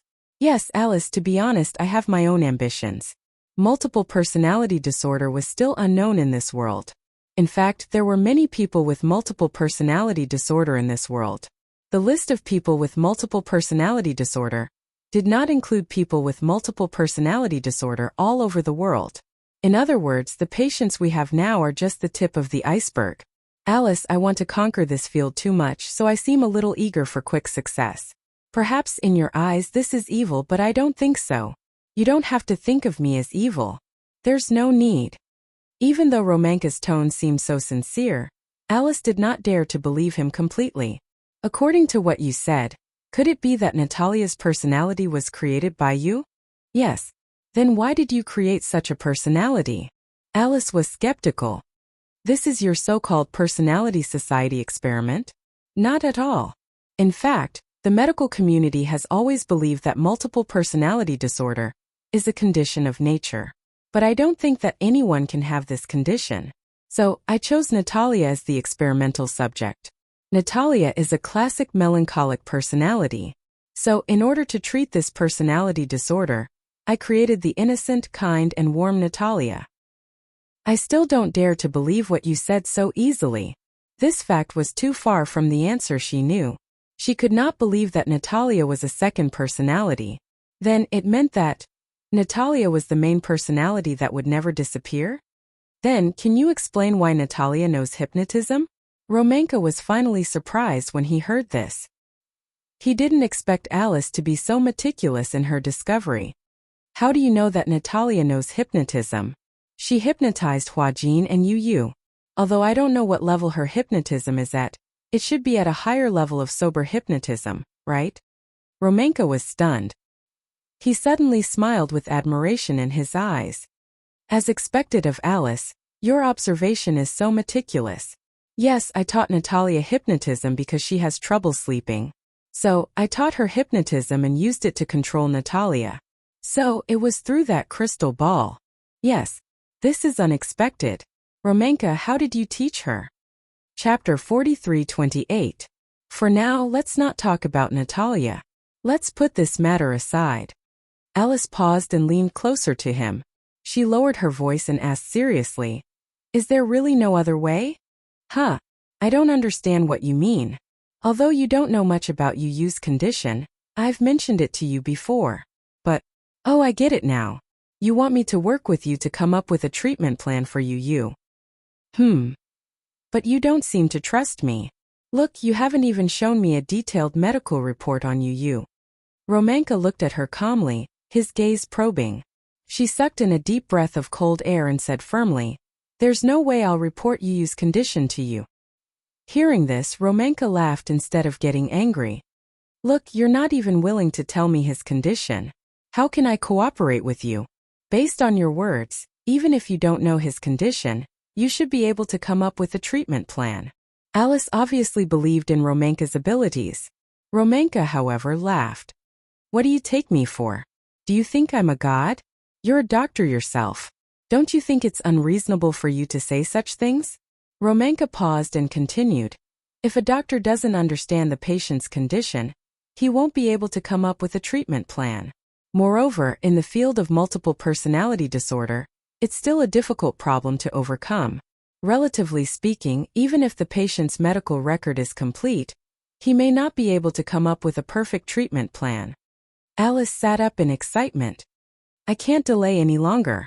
If I really can't come up with a perfect treatment plan, then I'll use hypnosis to kill all the other personalities. Oh! Romanka's interest was piqued and he caught the main point. All the other personalities? Does this mean that he has already developed more than 3 personalities? Alice didn't expect him to be so meticulous. He actually caught the main point so quickly. You sound very anxious. It seems like Yu's condition has reached a point where he can't take responsibility? Romanka observed her expression as he spoke. Finally, he laughed and said, It seems like it's not as serious as I thought. After all, you're still unwilling to disclose Yu's medical record to me. Seems like it's not that bad. Alice had no choice. She had no other choice but to say honestly, I really don't know what to do. After all, I'm not an authority in this field, but you are. Now I want to protect both Gongfan and Yu's personalities. But something happened recently. What's the situation? Romanka's curious. He was assassinated in an unknown situation. Even Romanka, who had seen a lot of the world, couldn't help but frown when he heard this. Alice didn't bother to hide it from him, and recounted the events of that day in detail to him. Romanka was silent for a while and immediately said, It seems that he has undergone the 2nd division. Chapter 43-29. There's a situation where 1 personality splits into 2, 2 personalities splits into 4, and so on. As for how many personalities can be split, there are no detailed records at the moment. There are at most 21 known personalities recorded in the records. Can dual personality really become multiple personality disorder? To put it in simpler terms, the emergence of dual personality disorder is when there's too much pain. A person can no longer bear it. Therefore, the mental state splits into a 2nd personality out of self-protection mechanism. Then, when dual personality disorder evolves into multiple personality disorder, it means that the mental mechanism has begun to create a personality society. This personality society can be created by the patient himself, or it can be created by the outside world through certain means. Some theories suggested that multiple personality disorder was related to childhood trauma. Internationally, children before the age of 7 were considered to be the golden age of children. If a child suffered serious mental trauma before the age of 7, it was very likely that it would lead to mental illness. Multiple personality disorder was one of the possibilities. When a person suffered a strong impact that was difficult to deal with, they might try to close their eyes and empty their mind to reach the realm of this did not happen to them. Then, they might create a personality that could replace them to bear the huge trauma and impact. This personality might immediately retaliate, become blind or deaf, scream, or curl up into a ball. Whenever similar pressure or impact appeared again, these personalities might automatically complete the transformation. Take Yu as an example. Li Qin and Yu Na's bullying in childhood. These tragic experiences tore apart a healthy Yu mentally, prompting the establishment of another personality. The 2 personalities could each perform their own duties and replace Yu to deal with different situations. Each personality of a patient with multiple personality disorder was stable, complete, and had different thinking patterns and memories. These split personalities were all-encompassing. They could be of different genders, ages, races, and even species. They took turns to control the patient's behavior. When the other personalities were controlling the behavior, the original personality might be unaware of what it had done during this period of time. This would lead to a serious time loss phenomenon. If the split personalities knew of each other's existence, it was called coexisting consciousness. They could even sit down for a meeting. My suggestion is that we use brain imaging to observe patients with multiple personality disorder. The difference in brain imaging between patients with dissociative identity disorder And patients with high and low hallucinations is very obvious. Then, what do you think your use situation should be? Do you want my suggestion? Alice nodded solemnly.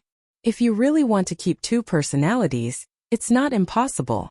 Treating multiple personality disorder was a difficult and very individualized process. Scientists and doctors had tried many methods for different patients. One of the most famous methods was personality fusion. The therapist understood and analyzed the patient's different personalities to find an internal personality that was familiar with all the personalities. It was usually called the internal helper, and become the core personality. Chapter 4330. However, even if the treatment was successful, the personality might disintegrate again due to external pressure. In addition, because the patient was highly suggestible, hypnosis was often used to summon the patient's different personalities for treatment. However, this was not a cure for the root cause. It was just a supplementary method. In fact, internal disintegration was not a special thing. It was a very common phenomenon. Ordinary people had experienced internal disintegration. For example, reading a wonderful novel and being completely immersed in the plot, completely unaware of what was happening around them. There were also daydreaming meditation, forgetfulness, and so on. However, this was not an illness but an ordinary daily mental activity. However, multiple personality disorder was already the extreme of such a state. I got it. Alice stood up. Then, let's start with the brain imaging. She had not done a brain imaging on you yet. The Hurricane Medical Center was very well equipped. Therefore, no matter what kind of examination it would not be difficult. As long as Yu was willing to cooperate. Romanka nodded. After that, Alice and Gongfan had a discussion. When Gongfan heard that he was going to do a brain imaging, he was initially a little resistant. However, after Alice explained what a brain imaging was, Gongfan agreed to do it. It was not that he did not trust Alice, but he did not trust Romanka very much. However, with Alice around, the little guy still gave her some face. Alice brought Gongfan into the examination room. In the examination room there was no light. Only the faint blue light was quietly lit. In the huge examination room there was only a very large instrument. It looked like an MRI, but it was not an MRI. The two instruments looked very similar. Alice instructed Gongfan to lie down. His head was placed in a white helmet. Alice pressed the button and Gongfan felt himself being slowly pushed in. Lie down obediently. I won't say anything. Don't move. Okay. Gongfan was very obedient and agreed. Alice walked out of the door. Professor Romanka sat in front of the display screen and looked at the brain imaging screen. On the blank screen, a few black dots were listed. Look here. Professor Romanka gently tapped on the screen. The brain imaging differences between patients with dissociative identity disorder and those with high and low hallucinations are very significant. DID indicates dissociative identity disorder, CH indicates high hallucinations, CL indicates low hallucinations, TIS indicates trauma-related status, and NIS indicates neutral status. Alice looked at the image and sucked in a breath of cold air. Does this mean that there are 5 personalities residing in Yu's body? There are 4 active personalities. 4. How is that possible? Alice obviously did not believe him. Usually, only Yu and Gongfan can change their personalities. Including the personalities that appeared that day, there should be at most 3 of them. How did the 4 of them come about? Are you sure you'll be able to distinguish the other personalities based on their appearance? When Alice heard this, she felt a chill run down her spine. Based on what you're saying, the other personalities have already appeared unknowingly, but we just didn't notice it? Just thinking about it made Alice realize how terrifying multiple personalities were. If there was a disguised personality, he would have been lurking for so long. Chapter 4331. How would you be able to detect it? Romanka said half-jokingly. When other personalities appear, there won't be much change in appearance. At most, there will be a change in temperament. However, temperament is abstract. Moreover, you have already determined that the child has dual personalities, so naturally, you won't think of anything else. Alice frowned. So, you're saying that he has 5 personalities? No, what I mean is that there are at least 4 active personalities. Then the personalities that haven't been imaged may not be shown. But as time passes, These personalities will appear like bamboo shoots after a spring rain. However, this will take time. However, the 4 personalities are at least active. Alice asked worriedly. Then, do you think that the other personalities will have disguised behavior? I'm not sure about this. However, if we follow logical reasoning, it might be possible. Alice's expression became even more serious. What should we do? Romanka pondered for a moment.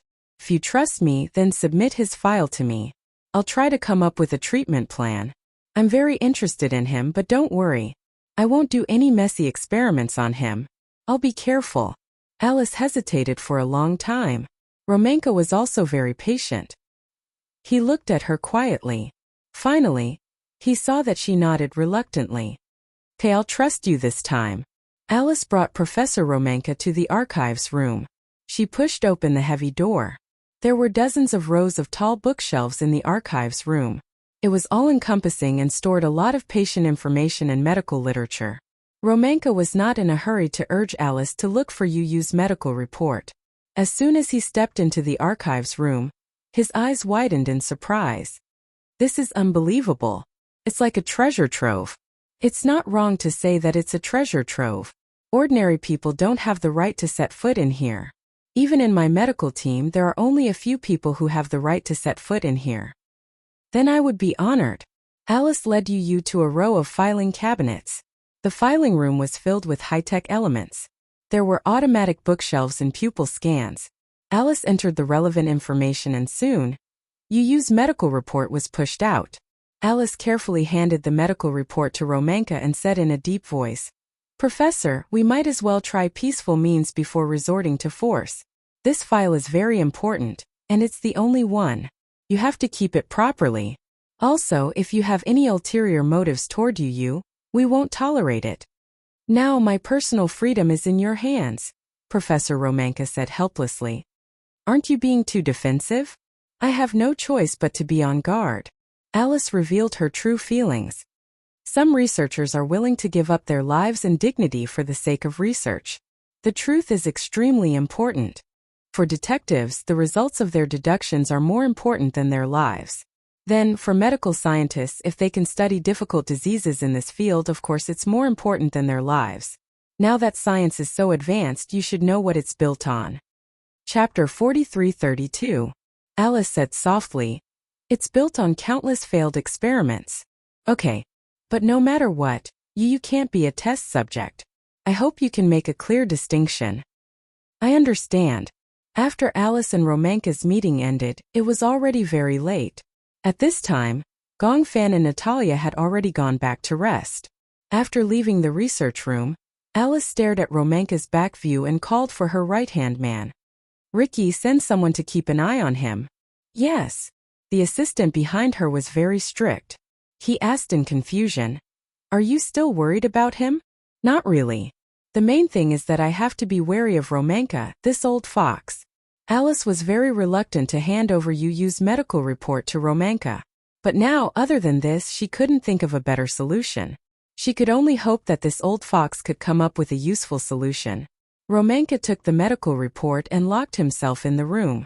He was cooped up for more than a week. In this week, Yu and Gong Fan's personalities switched back and forth a few times. When Yu woke up just now, he saw himself on the island and was quite frightened. Early in the morning, Gong Jia was awakened by a commotion. He walked out of the room and saw Yu in his pajamas, standing in the corridor in a daze. He looked around and a group of people followed behind him. They were holding their coats in fear, afraid that the crown prince would catch a cold. Gong Jia walked over in confusion, thinking that he was Yu. However, when he turned around and the little guy spoke, Gong Jia instantly recognized that the child in front of him was not Gong Fan but Yu. Uncle, why am I here? Gong Jia was also very surprised, but he quickly calmed down. He waved the servants away and took the cotton slippers and coat. The corridor was paved with marble. Gong Jia was worried that he would catch a cold, so he squatted down patiently and said to him, Stretch out your leg. Yu obediently stretched out his feet and let him put on his shoes and coat for him. He looked up and asked in confusion, Why am I here? Is this Ashland Island? No, this is a hurricane. Hurricane. Didn't you come here before? Gong Jia did not think much of it. Yu Yu turned around and looked at the unfamiliar corridor. Even though he had been here before, he had never been to a castle before. He could not react to such a grand and majestic style. Yu Yu looked around in confusion, still unable to understand. Why am I in Hurricane? Gong Jia then realized that Yu Yu seemed to know nothing about Yun Shishir's injury. What he did not expect was that Yun Shishir had been stabbed and was lying in a hospital bed at this moment. Gong Jia was a little hesitant. He did not know if he should tell him about this. However, Yu Yu was extremely sensitive. He looked at Gong Jia's hesitant expression and raised his eyebrows suspiciously. Did something happen to mommy? The boy was so agitated that he tugged at the corner of his shirt and asked anxiously, "What exactly happened? Tell me, tell me." "Your mommy is injured." Yu Yu was shocked and his face turned pale. "Injured? How did she get injured? Don't you have any consciousness at all?" Yu Yu sucked in a breath of cold air when he heard that. Chapter 43:33. What exactly happened? Tell me quickly. Everyone suspects that Gong Fan stabbed her. That day, for some reason, Gong Fan lost control of his emotions and was sent to the hospital for emergency treatment because he accidentally took an overdose of painkillers. Gong Jia recounted everything that had happened to Yu Yu, no matter how big or small. But don't worry, your mommy is fine now. Otherwise, I wouldn't be able to stand in front of you so calmly. Yu Yu knew that Gong Jia cared about Yun Shishir as much as he did. When he heard this, he calmed down and lowered his head. No one knew what he was thinking. Gong Jia asked tentatively, "What do you think?" "I think this matter is very strange. I think that when mommy was stabbed, it was definitely not Gong Fan's personality. But it's impossible. Dual personality. How could there be other personalities living in my body? Then I can't be sure if those personalities are dangerous. So we brought you back to Hurricane. Alice has already worked with Romanka to think of a treatment plan." Yu Yu's expression became even more solemn. He leaned against the railing and frowned. "What did Alice say?" "She didn't say anything to me. There doesn't seem to be any progress." In that case, Gong Jia couldn't help but be surprised that he didn't suspect Gong Fan. "Haven't you ever suspected that Gong Fan did this?" "Impossible." "Why?" Yu Yu took a deep breath. "He cares about mommy no less than you or me. I'm different. Other than mommy, I have other people I care about. But other than mommy, he doesn't care about anything. How could he do something to hurt mommy? Impossible." Yu Yu trusted Gong Fan more than anyone else. Since he was already on this island, it meant that he would have to cooperate with the treatment for a long time and wouldn't be able to go back. Since he was already here, he might as well make the best of it. Yu Yu cooperated with everything. However, there was one thing that he insisted on. If the treatment plan had to kill Gong Fan's personality, then he would be the first to be unwilling. He believed that if Gong Fan died, his soul would be incomplete. Gong Fan and he were complete. The method he hoped for the most was for the two personalities to merge together. This was the most ideal state for both him and Gong Fan. During this period, Gong Fan and Yu Yu's personalities switched back and forth a few times. 2 weeks later, Romanka finally walked out of the room and mentioned to Alice that he wanted to do a hypnosis experiment. When it comes to hypnosis, Alice is very cautious. Romanka knows her worries, so she mentioned that she can also be present during the hypnosis experiment. What kind of hypnosis experiment was it? "I want to create an illusion through hypnosis and summon the personalities of Gong Fan and Yu Yu to meet each other." Roman paused for a moment before continuing. "However, during the hypnosis process, we can't rule out the possibility that other personalities will appear in the dream. That's a very dangerous." Alice realized the dangerous nature of this experiment. If other more dangerous personalities appeared in this dream and caused harm to Yu Yu and Gong Fan, as outsiders, they couldn't interfere at all. Romanka nodded. "Before any experiment is mature, there will be risks. I have to make this clear to you. But there's no other way. This experiment has to be carried out." Chapter 43:34.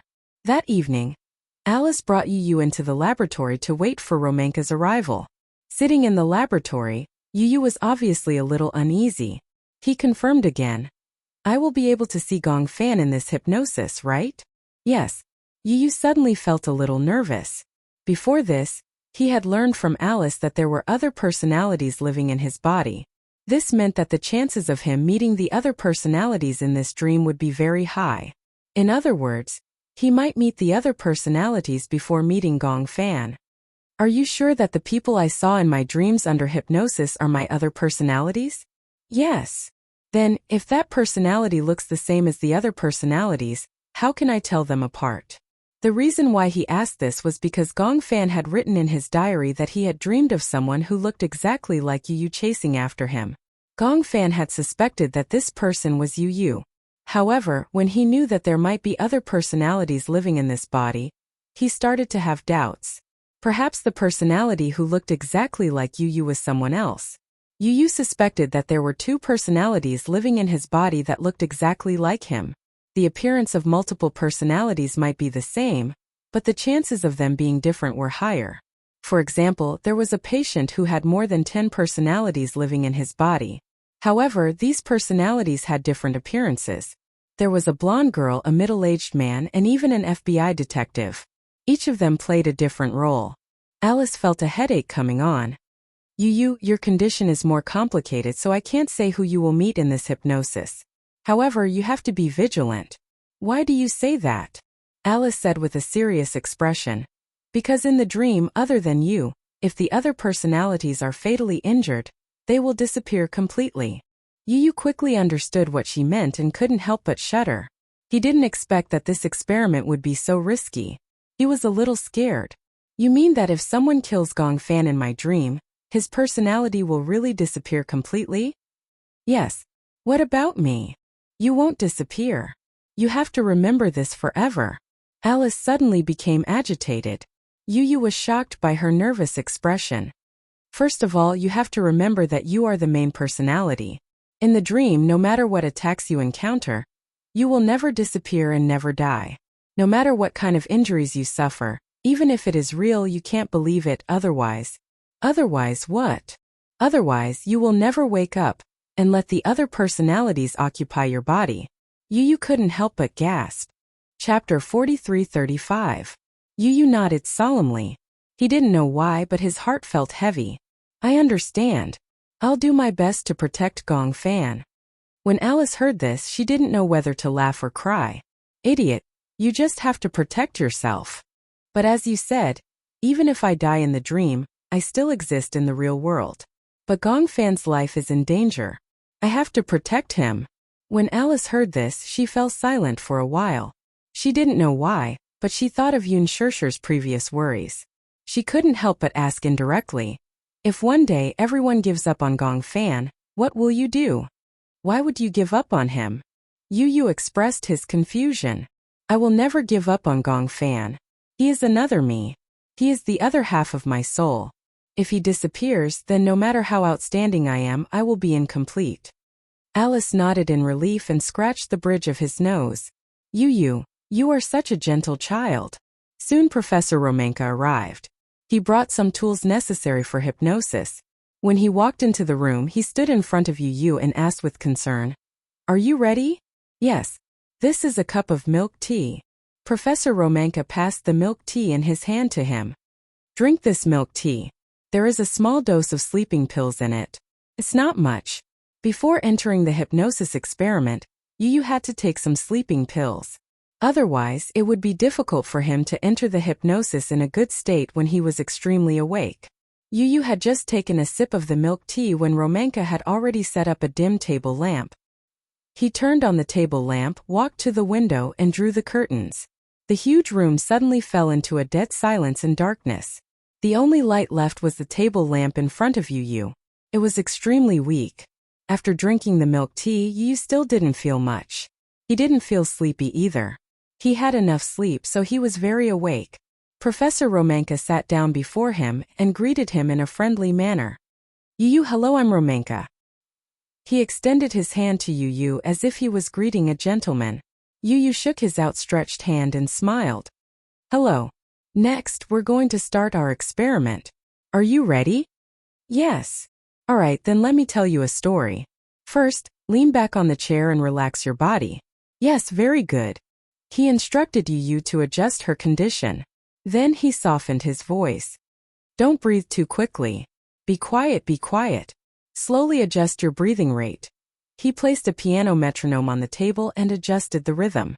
Then he instructed Yu to adjust her breathing, according to the rhythm of the metronome. Next, Romanka began to tell him stories. It was a very boring fairy tale. Yu didn't know why Romanka was telling this story. Wasn't it supposed to be a hypnosis experiment? Why was he telling a story? However, only Alice knew that Romanka's hypnosis had officially begun without Yu noticing. Chapter 43:36. Yu didn't know when he lost consciousness. When he woke up again, he opened his eyes and realized that he was in a huge ward. The reason why he knew that he was in a ward was because when he opened his eyes, all he could see was a snow-white color. He could even vaguely smell the smell of disinfectant. His mind was in a daze. It took him a long time to adjust and realize that he was in the world that Romanka had hypnotized him. Was this a dream? Or was it a different dimension? He remembered that Alice had told him that after hypnosis, he had to keep his guard up against the people he met in this world. What might appear in this world might be the hidden and dangerous personality in his body. Yu immediately became alert. He got out of bed and looked around. After confirming that there was no one else in the ward, he began to rummage through the room. The ward was very big, and it was fully equipped with everything that was needed.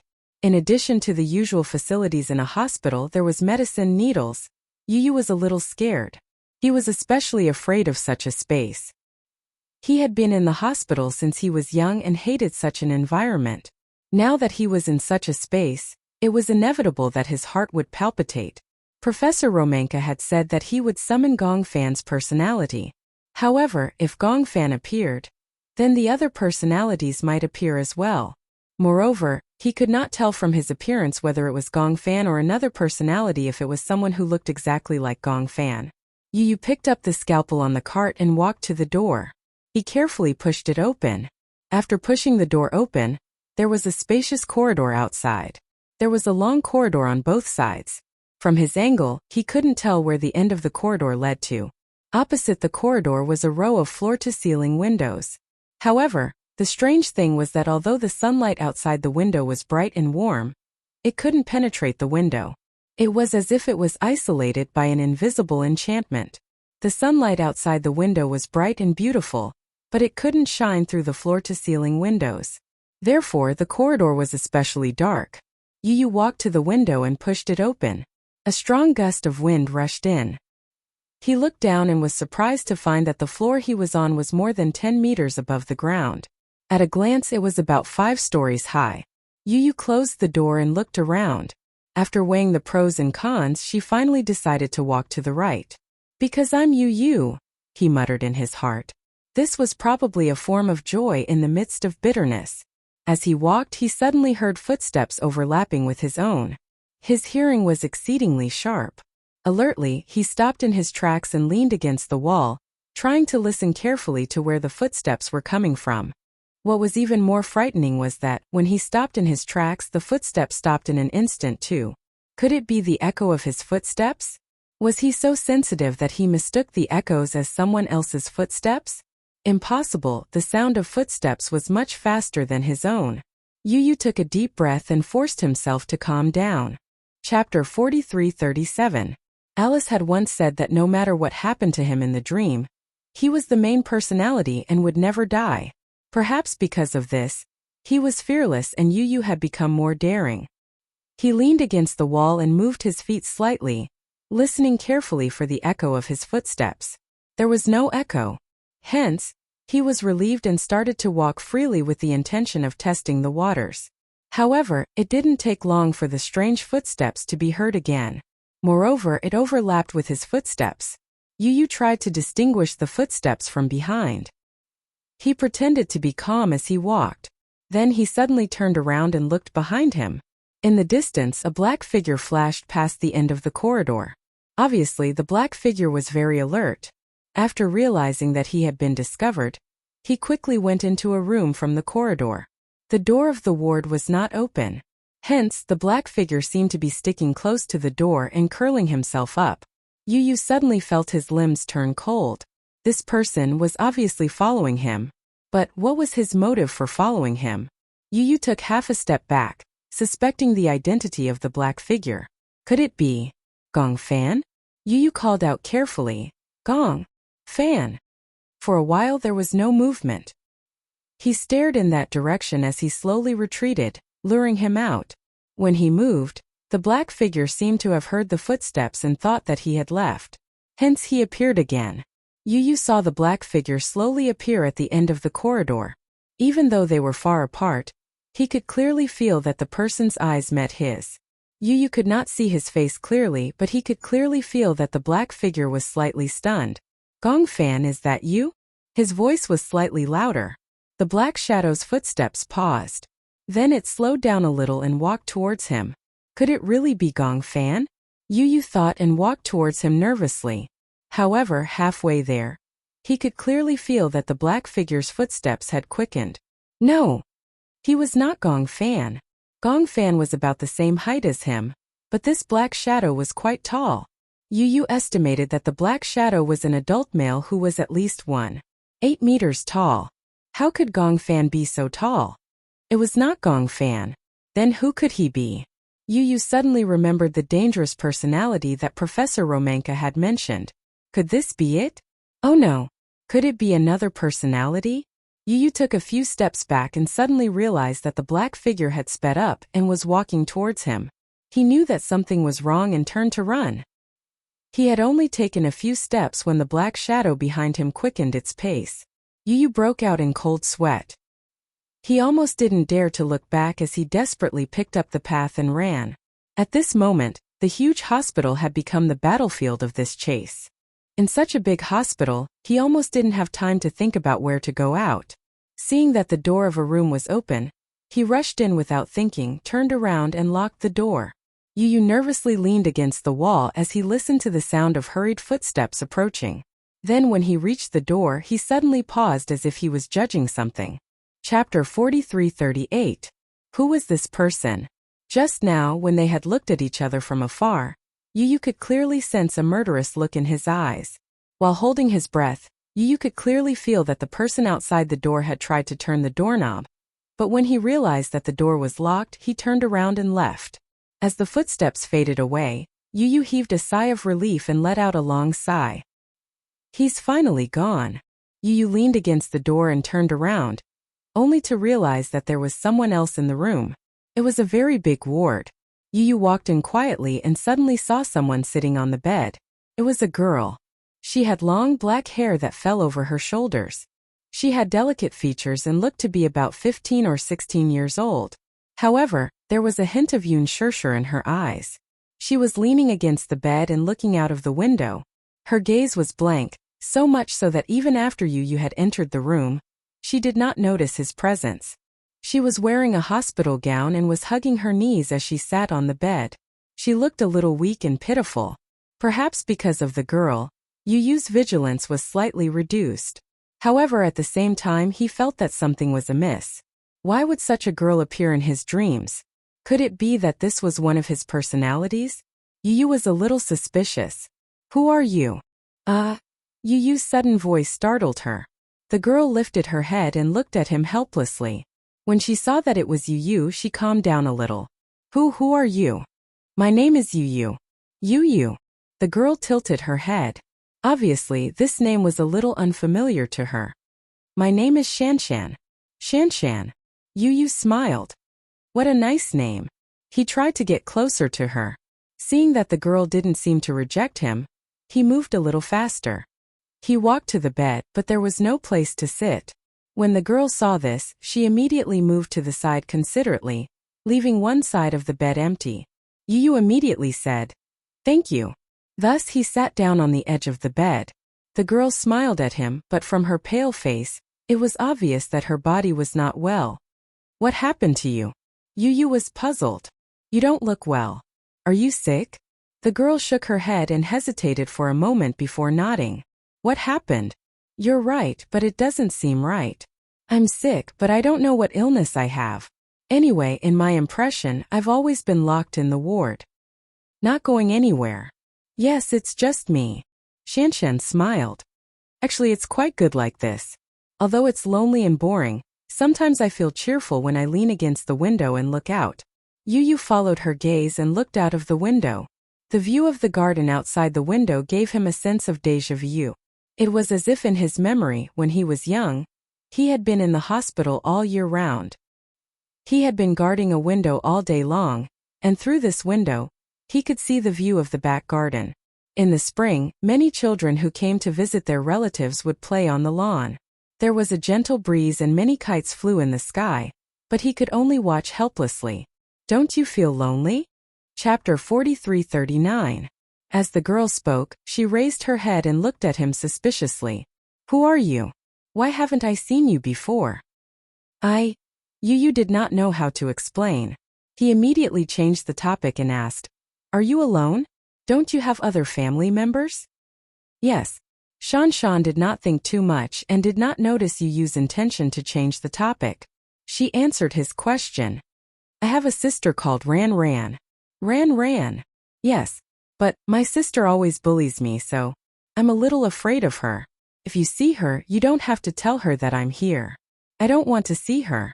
In other words, the various people in Yu's childhood memories will become the shadows of the personalities in his body. Alice touched her nose gently and came to this conclusion. Professor Romanka nodded. That's about it. After Yu fell asleep, Romanka put on a brain monitor for Yu. At the same time, he used it to check his physical condition in his dream. Furthermore, he could also check the situation of the personalities that appeared. Through the test, Alice found that Yu's brainwave frequency was sometimes fast, sometimes slow, sometimes calm, and sometimes fluctuating violently. Fluctuating violently meant that he was afraid. Alice did not know what Yu saw in his dream to cause such strong emotional fluctuations. She sighed. Wouldn't it be great if I could enter his dream? If you interfere at this time, Yu might go crazy. Go crazy? Alice felt that it was a little unbelievable. Is there any scientific basis for this? For example, Yu's mental strength is like a few orderly highways, and the different personalities are like speeding cars on the highway. If you interfere, what will happen when the cars drive into the other highways in the opposite direction? Collision. If his mental state is damaged, it will lead to disorder. Therefore, the consequences will be unimaginable. Of course, not everyone will be like this, but just in case, I don't recommend interfering with him. Understood. Romanka's explanation was easy to understand, so she could easily understand what he meant. Alice sat down on a chair not far from Yu. She looked a little dejected. So you're saying that we can only watch from the sidelines and can't do anything? Yes. This is a deep level of hypnosis. It's different from the superficial hypnosis you did before. You can't interfere. You can only wait and see. Can you wake him up? Yes, but it needs to be done in a professional way. Alice was still a little uneasy. She wasn't an authority in this field, but Romanka was. If he secretly did something, she might not be able to detect it. It was because of this that she felt uneasy. Until now, she still couldn't completely trust Romanka. However, there was nothing she could do except ask Romanka for help. He could only pray secretly, hoping that things would develop smoothly. Romanka also sat down next to her. He knew that Alice was worried about him, so she didn't want to leave. However, he didn't mind. Chapter 43:40. Alice looked at Yu quietly. Although she didn't show it on her face, she was praying that Yu and Gong Fan would be able to get through this safely. At night, Yu suddenly woke up. Alice was pleasantly surprised that he had woken up. She couldn't hold it in anymore. She had too many questions that she wanted to ask. However, Yu had just woken up and was still in a daze. Hence, she forced herself to calm down. How are you, Yu? Do you feel better? Are you more awake? Be quiet first. Romanka gestured for her to be quiet. Then he brought a glass of milk and placed it in front of Yu. However, little did he know that little Munchkin looked up and scanned his surroundings. He muttered to himself, "Where is this?" Then he turned around and looked at him deeply. His gaze was obviously a little confused. "I'm not Yu." Alice and Romanka were both stunned. Gong Fan saw their strange expressions and couldn't help but worry. "What's wrong with Yu? Did something happen? What's going on?" Alice looked at Romanka worriedly. She seemed a little anxious. Then where's Yu? Romanka also didn't expect this to happen. After all, no matter what kind of experiment it was, there would always be some unexpected accidents in every experiment.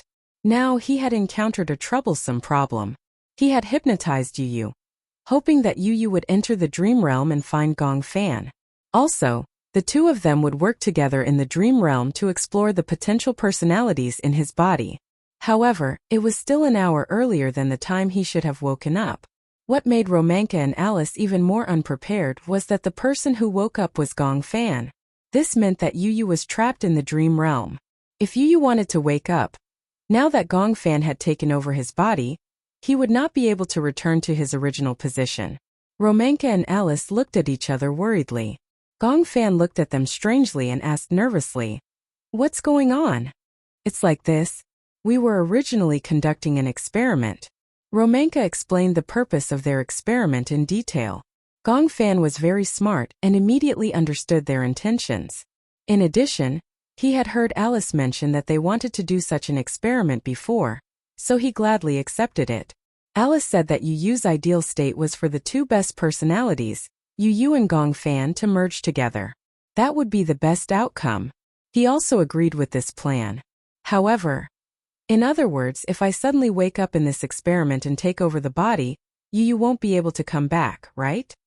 Alice said hesitantly. Yes, but it shouldn't be a big deal. No, it's dangerous. Romanka suddenly interrupted Alice. This time Yu didn't sleep much as usual. I hypnotized him to enter the XY dimension, hoping that he can find the other personalities. When the time is up, he better come back. If he stays in that dimension for too long, I'm afraid that those dangerous personalities will appear and harm him. Alice said doubtfully. The main personality will never disappear, right? Chapter 43-41. Are you sure? Romanka questioned. Although I also believe that the main personality won't disappear, there's always a chance. Although there's a chance, once it happens, it'll be an irreversible outcome. Alice was stunned and became even more nervous. Then what should we do now? Gong Fan suggested. Why don't you hypnotize me and I'll go to that world too? No. Romanka said. You're already in that world. Even without hypnosis, you'll still go to that world when you fall asleep. However, if you're hypnotized frequently, your mental strength will decline greatly. Gong Fan insisted. If I can't hypnotize you repeatedly, then I'll try to fall asleep myself. Is that feasible? When Romanka heard this, he encouraged him and said, Try it. Gong Fan nodded, lay on the chair and closed his eyes. However, the stronger a person's goal was, the more active the surface of the brain was. Therefore, it was harder for him to fall asleep. Gong Fan couldn't fall asleep no matter what and couldn't help but feel anxious. He tossed and turned, but his consciousness became clearer and clearer. Romanka saw that he was forcing himself and sighed. If you can't fall asleep no matter what, don't force yourself too much. Gong Fan opened his eyes, which were bloodshot. I'm worried about him. Alice asked. Do you still remember where you were before you woke up? Think. I was on an island. An island? Alice was a little puzzled. Do you still remember what was on the island? Let me think. Gong Fan pursed his lips and thought hard, trying to recall the scene before he woke up.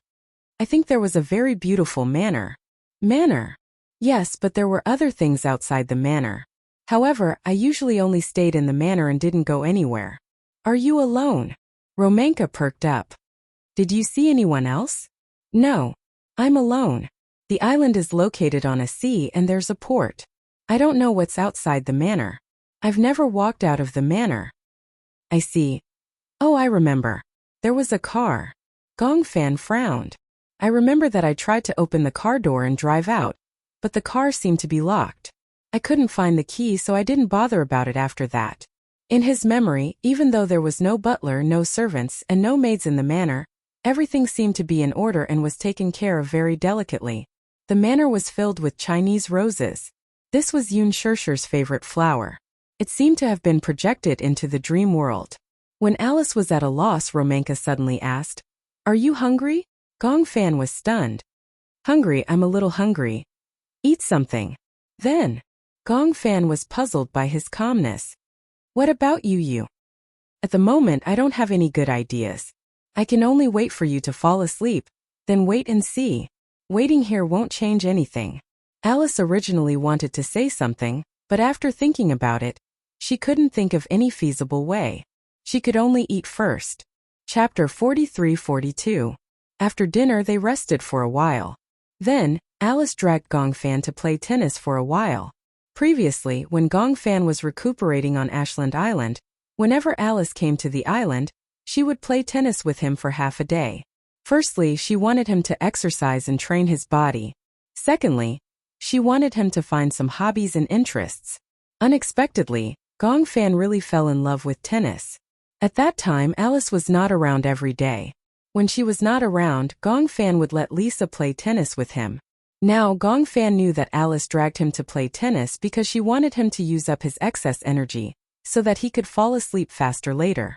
Gong Jie and Lisa were also there. Alice could not take it anymore. She had been in the laboratory for a long time and had not exercised for such a long time. Hence, after a few rounds, she was already panting from exhaustion.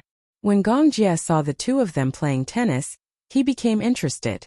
Coincidentally, Alice was taking a break. Hence, he took the tennis racket from Alice and asked if Gong Fan wanted to take a break. However, Gong Fan said, "Just don't be a disappointment like Alice." When Gong Jie heard that his nephew had put up a banner for him, he was instantly filled with the desire to win. All right, when the time comes, let's see who's the real loser. Gong Jie waved his racket and started playing with Gong Fan. Don't say that. Gong Jie had really underestimated this nephew of his. In his impression, Gong Fan, who was also known as Yu, did not have a good physique. However, on Ashland Island, Gong Fan's physique had improved tremendously. Fortunately, Gong Jie was also good at sports. Otherwise, he might not be Gong Fan's match. However, in terms of tennis skills, Gong Jie relied on the strength of an adult and his height of 1.9 meters to suppress Gong Fan to a certain extent. After the tennis match, except for Gong Jie, everyone was exhausted. Gong Fan did not leave the stage the entire time. He was forcing himself to use up all his excess energy. This way, he would have a certain amount of excess energy when it came to sleeping at night. However, although this move was crude and brainless, it had a certain effect. At night, Gong Fan took a shower before lying down on the bed. The moment his head touched the pillow, he fell asleep not long after. After entering the dream, he looked around and realized that he had returned to the manor. He had fallen asleep. However, even if he were to fall asleep, the boy would probably not wake up anytime soon. That was because his body was too tired from overexertion. However, Romanka had said that Yu had come to his dimension. Even though he could not differentiate between dimensions, nor could he accurately understand them, he could vaguely sense that he might be able to find Yu in this dream. This way, even if he could not send Yu back to the real world, he could still do his best to protect Yu. Gong Fan pushed the door open and went to the garage. He found that the car was still there. The car was a Mustang sports car. The door was locked and he needed a key. Gong Fan remembered Romanka's words and went back to the room to search for the key. The manor was huge. However, Gong Fan was very familiar with this place. He went to the living room and rummaged through the cabinets. He found many keys. He identified them carefully and finally found the car key. He went to the garage and successfully opened the car door. Chapter 43-43. Although he was young and did not have a driver's license, it was not difficult to drive. There were not many complicated routes and road plans on the island. In addition, the car was automatic. One step on the accelerator and one step on the brake. He just needed to grasp the direction. Gong Fan got into the car and adjusted it to a suitable seat. He put the car in gear and stepped on the accelerator. He successfully drove the car out of the garage and away from the manor. Outside the manor there was a long asphalt road. There were no cars on it. Gong Fan drove slowly along the road. There were some mountains on the island, but the mountain roads were not narrow. It was not difficult to drive. As Gong Fan drove, he looked out of the window. Unknowingly, he drove to a cliff. It was a dead end. Gong Fan sighed and had no choice but to turn the car around. The gauge showed that there was not much fuel left. There was no navigation here, so he could only activate the fuel-saving mode and step on the accelerator carefully, searching for a gas station along the way. After driving for about 7 to 8 kilometers, he finally saw a gas station. He parked the car and got out, but he did not find any staff at the gas station. The huge gas station was empty. There was no one there. Therefore, he filled up the gas himself until the dashboard showed that the gas level was full. He drove in the opposite direction of the dead end and the manor. There was no one on the huge island. It only gave off an inexplicable feeling of desolation. The sky unknowingly darkened. Usually, he only stayed in the manor and did not go anywhere. He did not expect the island to be so big. After driving for so long, he did not see anything beyond the mountains. Now that the sky was gradually darkening, Gong Fan felt that it was too dangerous to drive in the dark. Moreover, he did not find anything. Therefore, he thought that he should turn back and wait until after tonight. However, when he turned back, because the sky was dark, there were suddenly dots of light in the distance that attracted his attention. Gong Fan slowed down the car and looked out of the window. He saw that the place where the lights were lit up was actually a few taller buildings. There was a huge red cross sign hanging on the roof. It seemed to be a hospital. Hospital? Gong Fan frowned. It was still not too late. Therefore, he took the opportunity to drive in the direction of the hospital. Although the hospital was close by from afar, the road on the island was very long. However, the roads on the island were winding and they wasted a lot of time on the way. By the time they arrived at the hospital, it was already late at night. He parked the car a little further away from the hospital and walked to the entrance of the hospital. However, he saw that only a few rows of the hospital were lit. The rest of the rooms were dark. Is there anyone in the hospital? How is that possible? Alice said that the dimension he was in was an XY dimension, and anyone who appeared in it was use other personalities. Could it be that there were other personalities in the hospital? If that was the case, could it be that the dangerous personality that attacked Yun Shirshir that day was also there? Gong Fan instantly raised his guard, lightened his footsteps, and sneaked into the hospital. The lights in the main hall of the hospital were not on, but the corridor was lit with dim yellow lights. It was unknown whether it was because of the lack of maintenance, but the light bulb was sometimes on and sometimes not, and the light was very bright. Chapter 43-44. At a glance, he felt an inexplicable chill run down his spine. It was terrifying. Gong Fan stood in the hall in a daze, but he did not dare to speak. He gently took a step forward. When his shoes landed on the ground, they would echo in the air. He did not dare to take the elevator, but other than the elevator, it seemed that he could only walk up the stairs. He did not know why he wanted to go upstairs, but he vaguely had an intuition that was calling out to him. It was as if something was attracting him. He did not know if this intuition was good or bad. Gong Fan breathed repeatedly. He did not know if he should walk up. He lightened his footsteps and quietly walked to the entrance of the corridor. However, he was a little hesitant. He did not know what was waiting for him. Of course, Gong Fan's rationality told him that this was not a horror movie. There would not be any ghosts or gods. At the thought of this, he felt a little relieved. Even if it was ghosts or gods, he was not afraid. What was there to be afraid of? Gong Fan mustered his courage and went upstairs. Putting aside the flashing lights and shadows, there was nothing particularly scary along the way. He did not know where to go, so he simply followed the corridor all the way up. At the same time, he could also figure out how tall the building was. He didn't know how long he had been climbing. The long corridor was one floor after another, but there was no indication of the floor. He couldn't remember how many floors he had climbed until he saw a tightly shut door at the end of the stairs. Gong Fan hesitated for a moment, but he still climbed up and tried to push the door. He did not expect the door to be unlocked and could be pushed open. After twitching for a long time, he carefully pushed the door open a crack. First, he looked through the crack. Outside the door was a very large rooftop. From his angle, he seemed to be able to see a drying rack on the rooftop. On the rack were white coats and white bed sheets. There were many living rooftops like this in the hospital. Some doctors and nurses who lived in the dormitory would dry their washed work clothes and bed sheets here. However, other than that, he did not see anyone else. Gong Fan pushed the door open and walked out. The wind on the rooftop was very strong. In addition to the night, The night wind was a little cold. He first walked around the edge of the rooftop.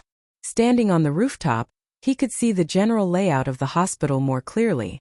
There were a total of 3 rows of buildings arranged in a C shape, with a large garden in the middle. The building he was in was the southernmost building at the edge. Directly opposite was another building. He silently counted the number of floors on the opposite side because he did not know how many floors there were in this building. As he counted, he suddenly caught a glimpse of a strange shadow from the corner of his eyes. Only the middle rows of the building across the street were lit up. In the middle, which was probably the 4th floor, the lights were on. A shadow emerged from the far left and strode along the corridor. Gong Fan was shocked. He wasn't afraid, but he was very surprised that there was someone in the hospital. Moreover, judging from the shadow, it seemed to be a tall and strong man. Although he was far away and couldn't see his body clearly, under the light, the shadow was elongated. Based on the shadow, Gong Fan felt that his height should be more than 1.8 meters. Just as Gong Fan was secretly observing the man suddenly stopped in his tracks. Chapter 43-45. Under the moonlight, for some reason, a layer of fear shrouded Gong Fan's heart. Gong Fan subconsciously took half a step back and had an ominous premonition. At this moment, the man leaned against the window and looked in the direction of the rooftop where Gong Fan was. At this moment, Gong Fan was already on his guard and hid behind the drying rack. On the drying rack, the bed sheets were draped over the rack and stretched on the ground, just enough to cover his figure. Gong Fan didn't know what he was afraid of. It was just that subconsciously he didn't want this man to find out. This was his subconscious reaction. However, when he turned his head and looked at the moonlight in the sky, his heart suddenly jumped. In his nervousness, he had forgotten that even if these white bedsheets could cover his figure, under the moonlight, they would cast his shadow. Gong Fan's breathing was almost suffocating. He could vaguely feel that if that man's gaze was really looking in his direction, then he might have already been discovered. With the intention of probing, Gong Fan turned slightly.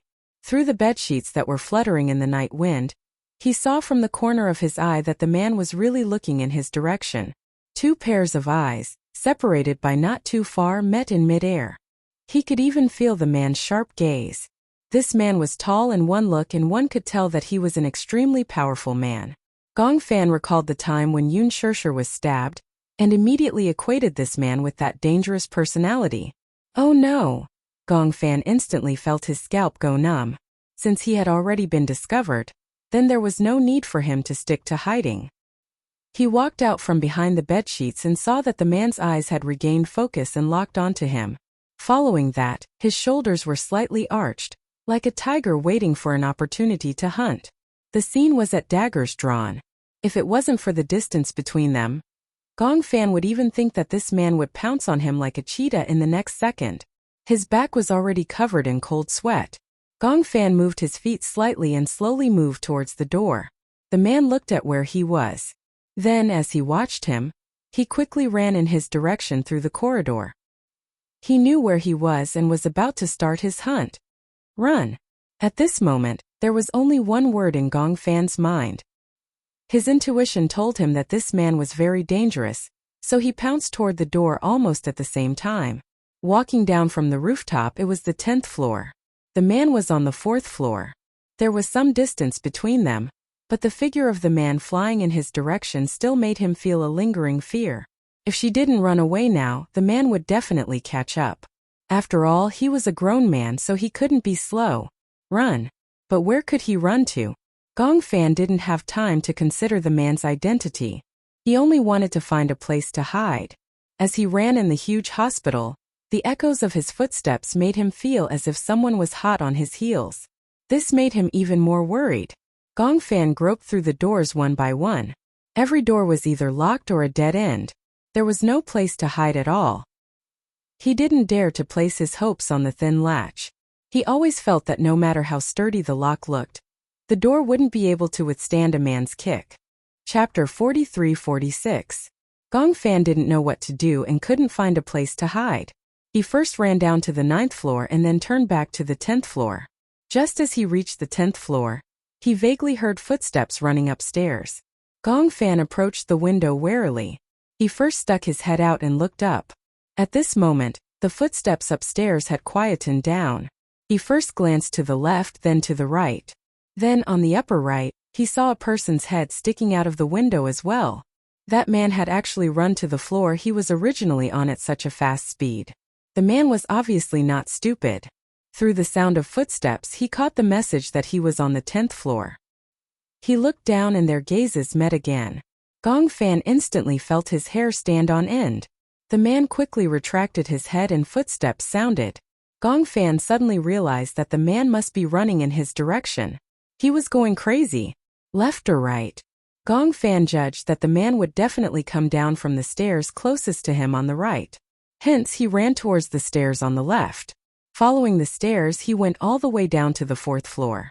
When he could no longer hear the flustered heartbeat, he calmed down slightly. He was like a headless fly the whole way, fleeing randomly in the hospital building. Gong Fan had never been in such a sorry state, but he knew in his heart. Alice had also told him that this was not an ordinary dream. He had already entered the world of his personality. If he was hurt here in the real world, his personality would disappear without a trace. He was different from Yu Yu. Yu Yu would not die, but he would. Gong Fan had always remembered Alice's words, and was determined to protect himself. He couldn't die. Even if he died, he had to perish together with those dangerous personalities. Gong Fan walked cautiously along the ward. At this moment, the doors were like cages that locked up scourges and ferocious beasts. No one knew what kind of dangerous thing would rush out of the door in the next second. He was cautious, and his footsteps were extremely light. He didn't know if that man had learned from him and slowed down his footsteps, waiting for an opportunity to sneak up on him. Now he felt like he was the prey in the open, while that man was lurking in the dark, ready to make a move. Unknowingly, the cold sweat on Gong Fan's back had already been dried by the night wind. Following that, another layer of sweat seeped out. His clothes stuck tightly to his back. This sticky feeling was so real that he couldn't even tell if this was a dream or reality. Just as he was walking slowly, he saw that not far from him, the door suddenly creaked open slowly. He was like a frightened cat jumping back a step, his face full of vigilance. He was so brave, and in the face of all this, he was already calm enough. However, right now he didn't dare to summon up the courage to ask, "Who is it?" He tried his best to shrink his body into a ball, so that he could retreat at any time if there was any danger coming out of the door. Just then a pair of small hands grabbed the door frame, and a small head slowly popped out. Under the moonlight, that delicate and pretty little face became clearer and clearer. When Gong Fan saw the familiar face, his heartbeat quickened. Chapter 43-47. When he saw him, he was first shocked and his body subconsciously retreated. Then the child who looked exactly like him called out tentatively, Is it you, Gong Fan?" Hearing this familiar voice, Gong Fan felt a chill all over his body. However, it was not out of fear, but out of excitement. He immediately replied, "It's me." This child finally heaved a sigh of relief and beamed. His watery eyes gave him endless warmth. "It's me, Yu Yu." Then he hooked his finger at him and gestured, "Come over quickly." Gong Fan could not hide his excitement, but he still tried his best to suppress the sound of his excited footsteps.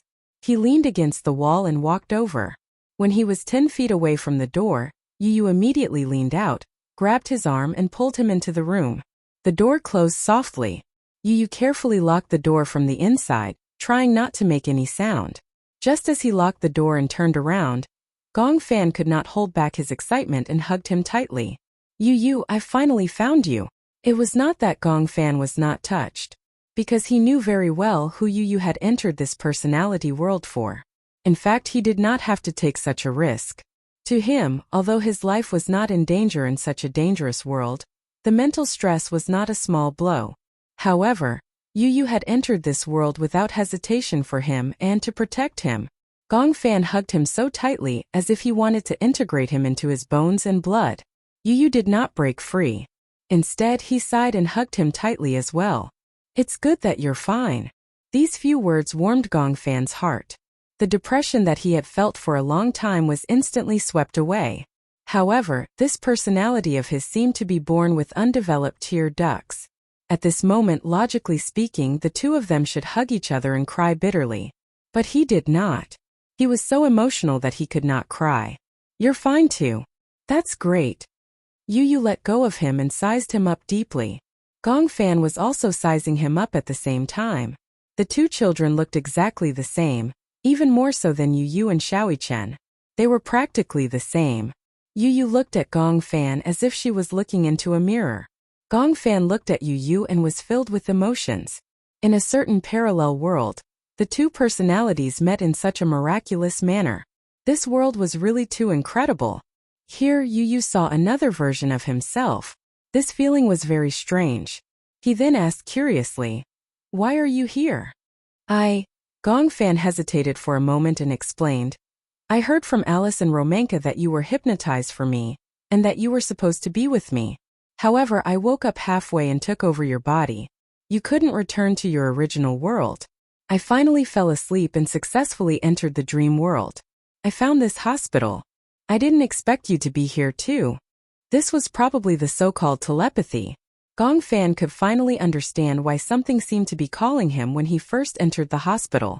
He could not hear anything, but in his consciousness, it was as if someone was reminding him to enter this hospital. Chapter 43-48. Before Yu could speak, Gong Fan reminded him cautiously, "Just now a man chased after me. I don't know who he is, but my instincts tell me that he will do something to me." When Yu heard this, his expression changed instantly. "A man? Is he very tall? Is he a little?" Gong Fan followed his words and said, "Murderous aura. Yes. Yes, it's him." This time Yu was certain. "He's in this hospital. Previously I was chased by him too. I feel that he might be the dangerous personality who attacked Mommy." Oh, Gong Fan actually had the same suspicions, but when he heard Yu's doubts, he couldn't help but want to hear his analysis. "What do you think?" "He's tall and strong. I'm guessing that he's a dangerous personality. Compared to you, he's more capable of attacking Mommy." Gong Fan pondered and nodded. He turned around silently, only to see a girl sitting on the bed. He was so shocked that he took half a step back and asked warily, Who is she?" She should be another personality," Yu said. "Her name is Shanshan." "Shanshan?" Gong Fan observed her carefully. Shanshan was leaning against the headboard. Ever since Yu came to this room, she had been in this position and had never changed. Just based on her appearance, Shanshan seemed to resemble Yun Shirshir. However, Gong Fan knew in his heart that Shanshan was definitely not Yun Shirshir. However, he also suspected that because she had been with Yun Shirshir for a long time, she had subtly influenced Yun Shirshir's prototype and split into such a similar personality. Shanshan had an aura that was very similar to Yun Shirshir. So much so that Gong Fan even thought that Shanshan must be Yun Shirshir's childhood. "She has been here since I entered this room, but she doesn't seem to have a dangerous personality."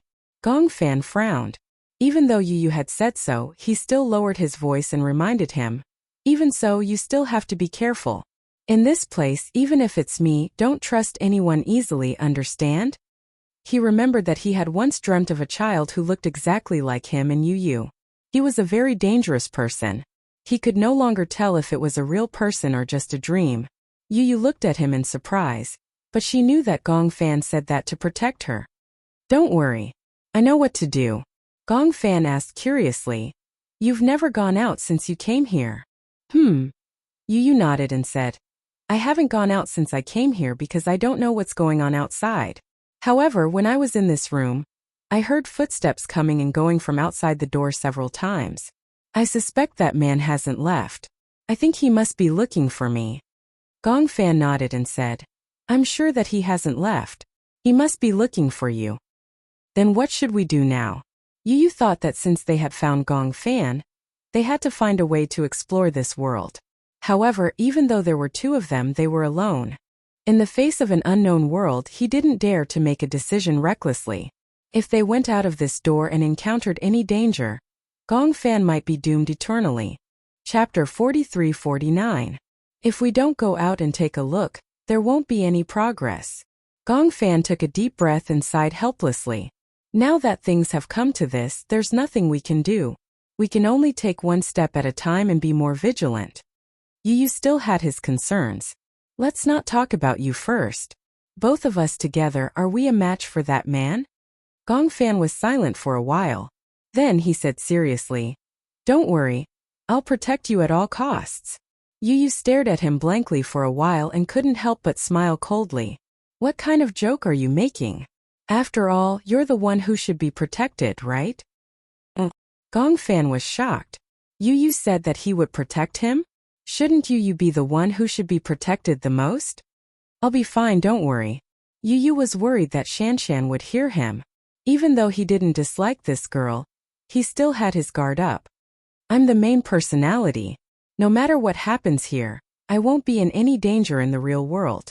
But you're different. If you die here, then in the real world you will disappear forever. As Yu Yu spoke, he couldn't help but get agitated. He took a step forward and held his shoulders tightly. He said anxiously, I don't want you to disappear. Gong Fan was silent. Suddenly, a voice came from behind. Are you going out? The two little lads turned their heads and saw that Shan Shan had silently appeared beside them like a ghost. Are you hiding from that man? You know him. Yu Yu turned pale with fright. He couldn't help but feel surprised. When Shan Shan mentioned that man, her expression changed. She was obviously afraid. That man is very scary. I'm also afraid of him, so I'm hiding here and don't dare to go anywhere.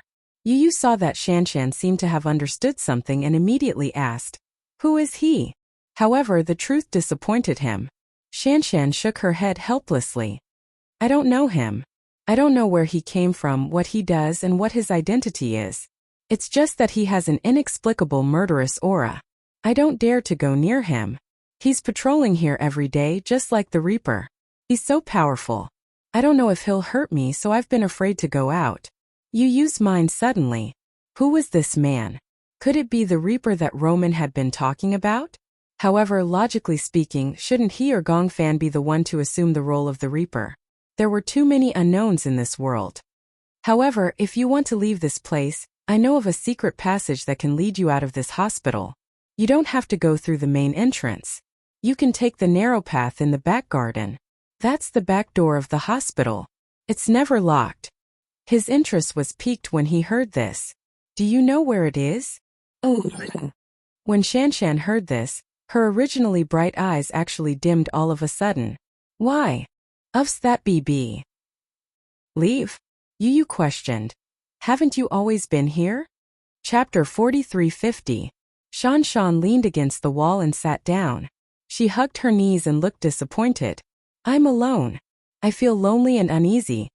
Yu Yu's heart softened when he saw how helpless she was. Gong Fan tugged at his wrist. Yu Yu knew that he was reminding him not to trust anyone easily. Yu Yu held his hand instead. Let's bring her along. Oh? Gong Fan was a little shocked by his risk. Yu Yu looked at Shan Shan and turned around.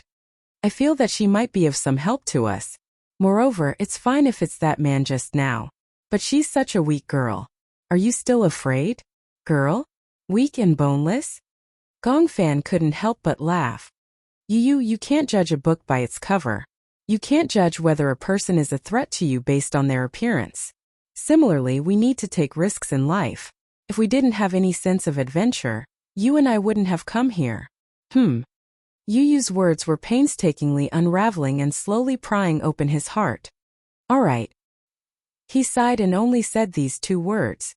Then he turned around and didn't say anything else. Yu Yu said to Shan Shan, can you really bring us out of here? Shan Shan stood up excitedly. Her face was full of hope. Are you really willing to bring me out of here? We can't leave you here alone, right? Shan Shan walked to the door like a nimble butterfly. Come with me. Yu Yu and Gong Fan looked at each other. Although they were skeptical, they decided to take the risk. Shan Shan opened the door. They didn't know how she did it, but she opened the door silently. She stuck her head out and looked around. Seeing that there was no one, she came back to her senses and waved at Yu Yu and Gong Fan. The three of them sneaked out of the room quietly. Sure. After taking a few steps, Shan Shan suddenly shushed them, indicating for them to keep quiet. Yu Yu immediately became alert. What's wrong? I heard footsteps. Shanshan's hearing was extremely sensitive. Before Yu and Gong Fan could hear anything, she carefully arched her body.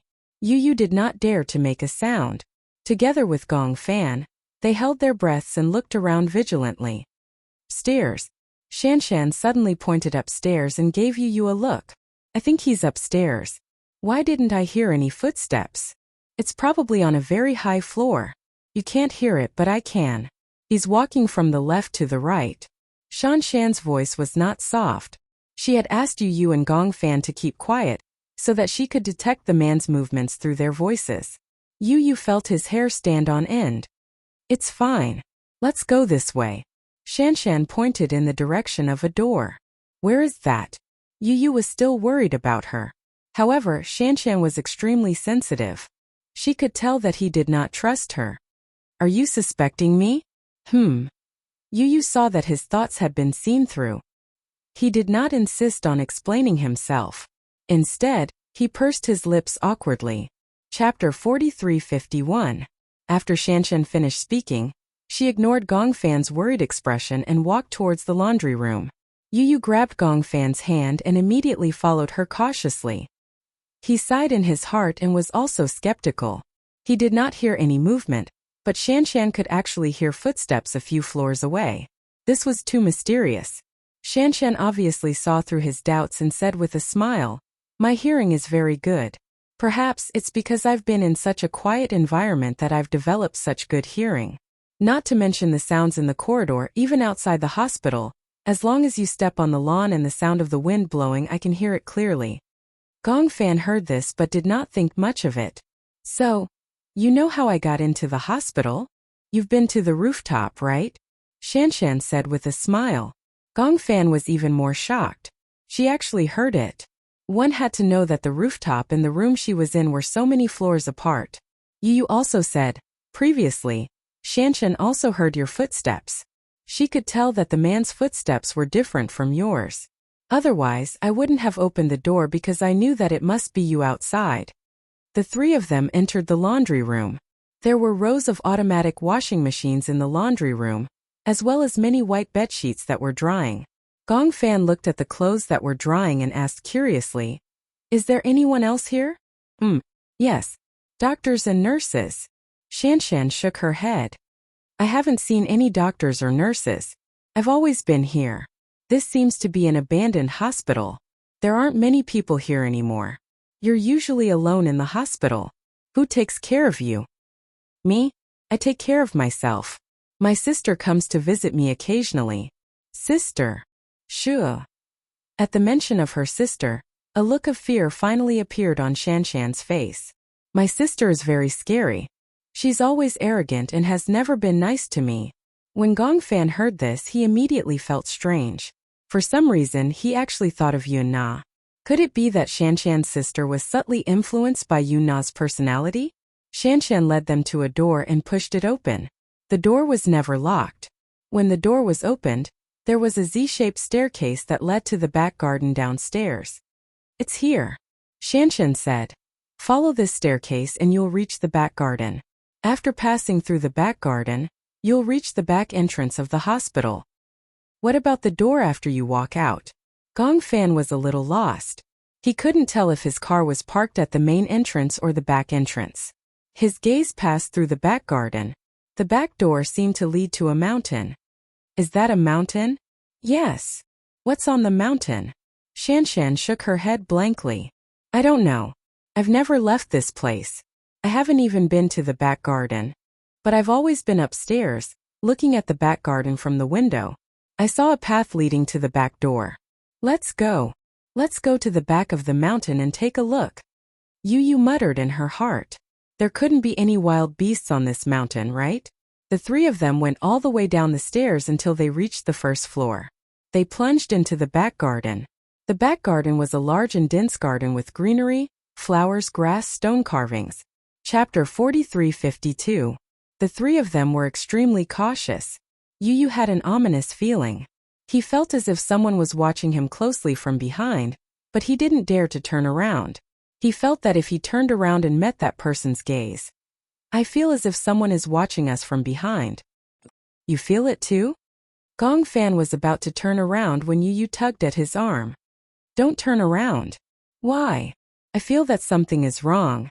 If we don't turn around, that person seems to be looking for us and watching us closely from behind.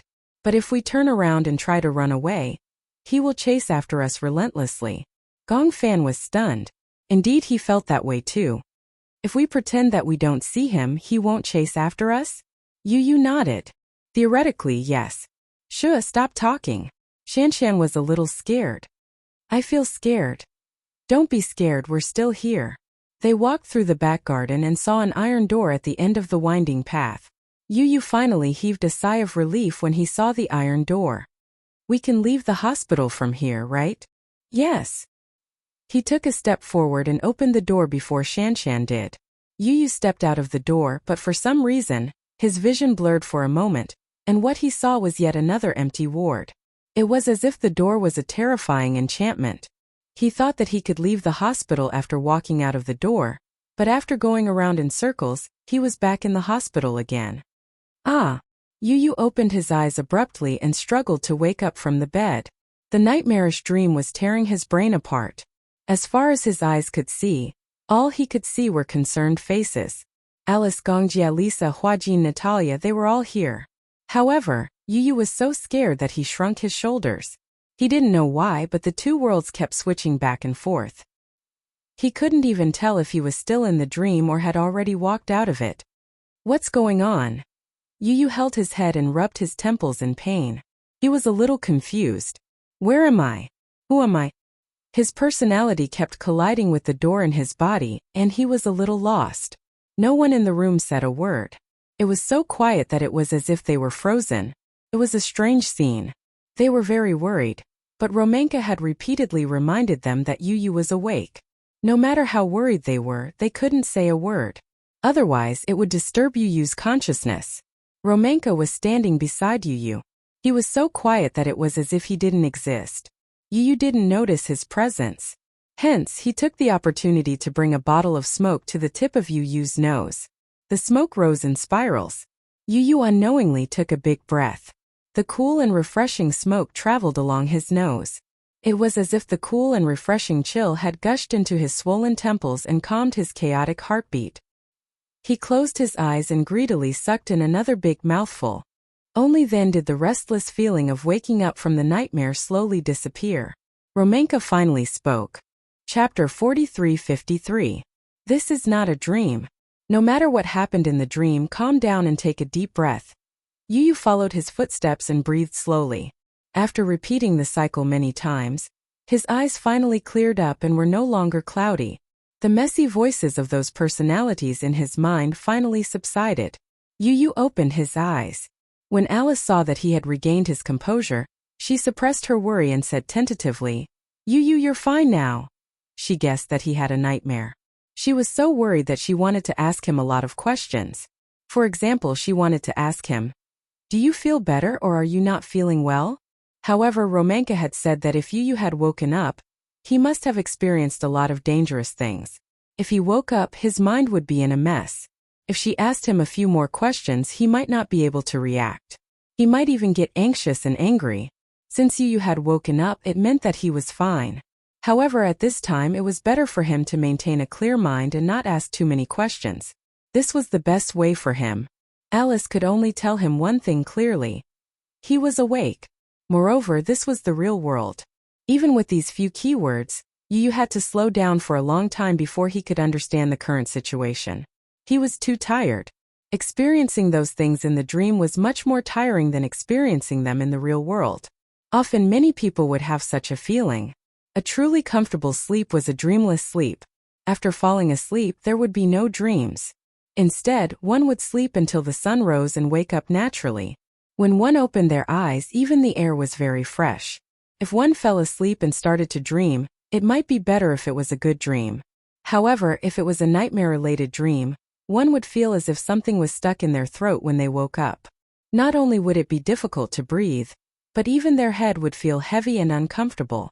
Even their breathing would be very turbid. The more a person dreamed, the more they would have trouble sleeping. Yu Yu had experienced a series of things. Although he seemed to be sleeping, in reality, His brain was still very active in his dreams. When he woke up, he would inevitably feel a little dazed. Therefore, this also proved why dual personality disorder and multiple personality disorder consumed a lot of mental energy. The so-called mental power was because not only was the patient active in the real world, but when the patient was sleeping, the other personalities would be active in the dream, and these personalities would switch back and forth. Gradually, the body would only become a vessel that carried the personality. What was a container? It was these personalities that gradually broke away from their bodies and competed with each other for the vessel. Even if they got along well with each other, the repeated stripping and re-entering was like entering an environment of -30 degrees Celsius all of a sudden and then entering a hot day of 40 degrees Celsius. If this happened too frequently, the body would eventually collapse. In Alice's eyes, Yu's willpower was extremely strong. In addition, the two personalities had been getting along well, so that kind of situation wouldn't happen. But it was foreseeable that Yu's body wouldn't be able to handle it if she didn't make some adjustments soon. Chapter 43-54. That was because her face was no longer expressive. Her body had become a vessel. Her personalities were alternating back and forth, killing each other and giving birth to new ones. Her expression could no longer keep up with the frequency of her personality switching. For some reason, Alice's heart ached. Perhaps she was worried that Yu would end up like this. After Yu woke up, Romanka gently massaged his temples and let him lie on the bed. After closing his eyes for a while, Yu finally became more awake. When he regained consciousness, he suddenly became anxious. How could this be? He looked around anxiously as if he was very anxious. Romanka saw his anxious look and frowned. What's the matter? When Yu saw him, he nervously grabbed his sleeve. Did you wake me up? Romanka looked innocent. He shook his head and said, You woke up on your own. No one woke you up. How could I have woken up? Yu was a little anxious. When he thought of the scene in his dream where he, Gongfan, and Shanshan had escaped to the back garden and found the exit with great difficulty, they had just opened the door and returned to the ward. He couldn't help but break out in cold sweat. He didn't know if this was a dream or a messy scene when he was about to wake up. He was a little irrational. You can't come back. Yu mumbled. Why should I come back? Romanka saw that he was anxious to return to the dream and knew that Yu and Gongfan had encountered some danger in the dream. Why not? Do you have anything that you're confused about? Tell me. Maybe I'll find a way for you. Yu looked at him suspiciously. He didn't know if he should believe him now. Alice encouraged him. Yu, tell Professor Romanka if you have anything. He'll help you. Right now, other than Romanka, there seemed to be no one who could help him. I clearly remember this dream that I had. Hearing this, Romanka knew that Yu was willing to talk. He was not anxious to continue listening. Instead, he picked up the sketchpad and said to Yu, Actually, this is not a dream. It is a dimension created by your brain. To be precise, it is the hometown of your personality. The people you meet there are all personalities in your body. When I woke up, I was in a hospital. The hospital is huge, but there doesn't seem to be anyone here. There aren't any doctors or nurses. Yu explained quietly. Romanka asked, What's a hospital like? I stayed in the ward the whole time, so I didn't observe. However, there was a garden behind the hospital. Gongfan said, The hospital is actually bigger than I thought. There are a total of 3 rows. It's a C-shaped structure with a courtyard in the middle, the highest floor. According to the information provided by Yu, Romanka drew a rough picture of the hospital and handed it to Yu. Yu nodded. Yes, that's right. What did you see? I saw a girl. A girl? Yes. Yu said with lingering fear. Yes. Do you still remember what she looked like? Yes. Alice immediately said. Yu can draw.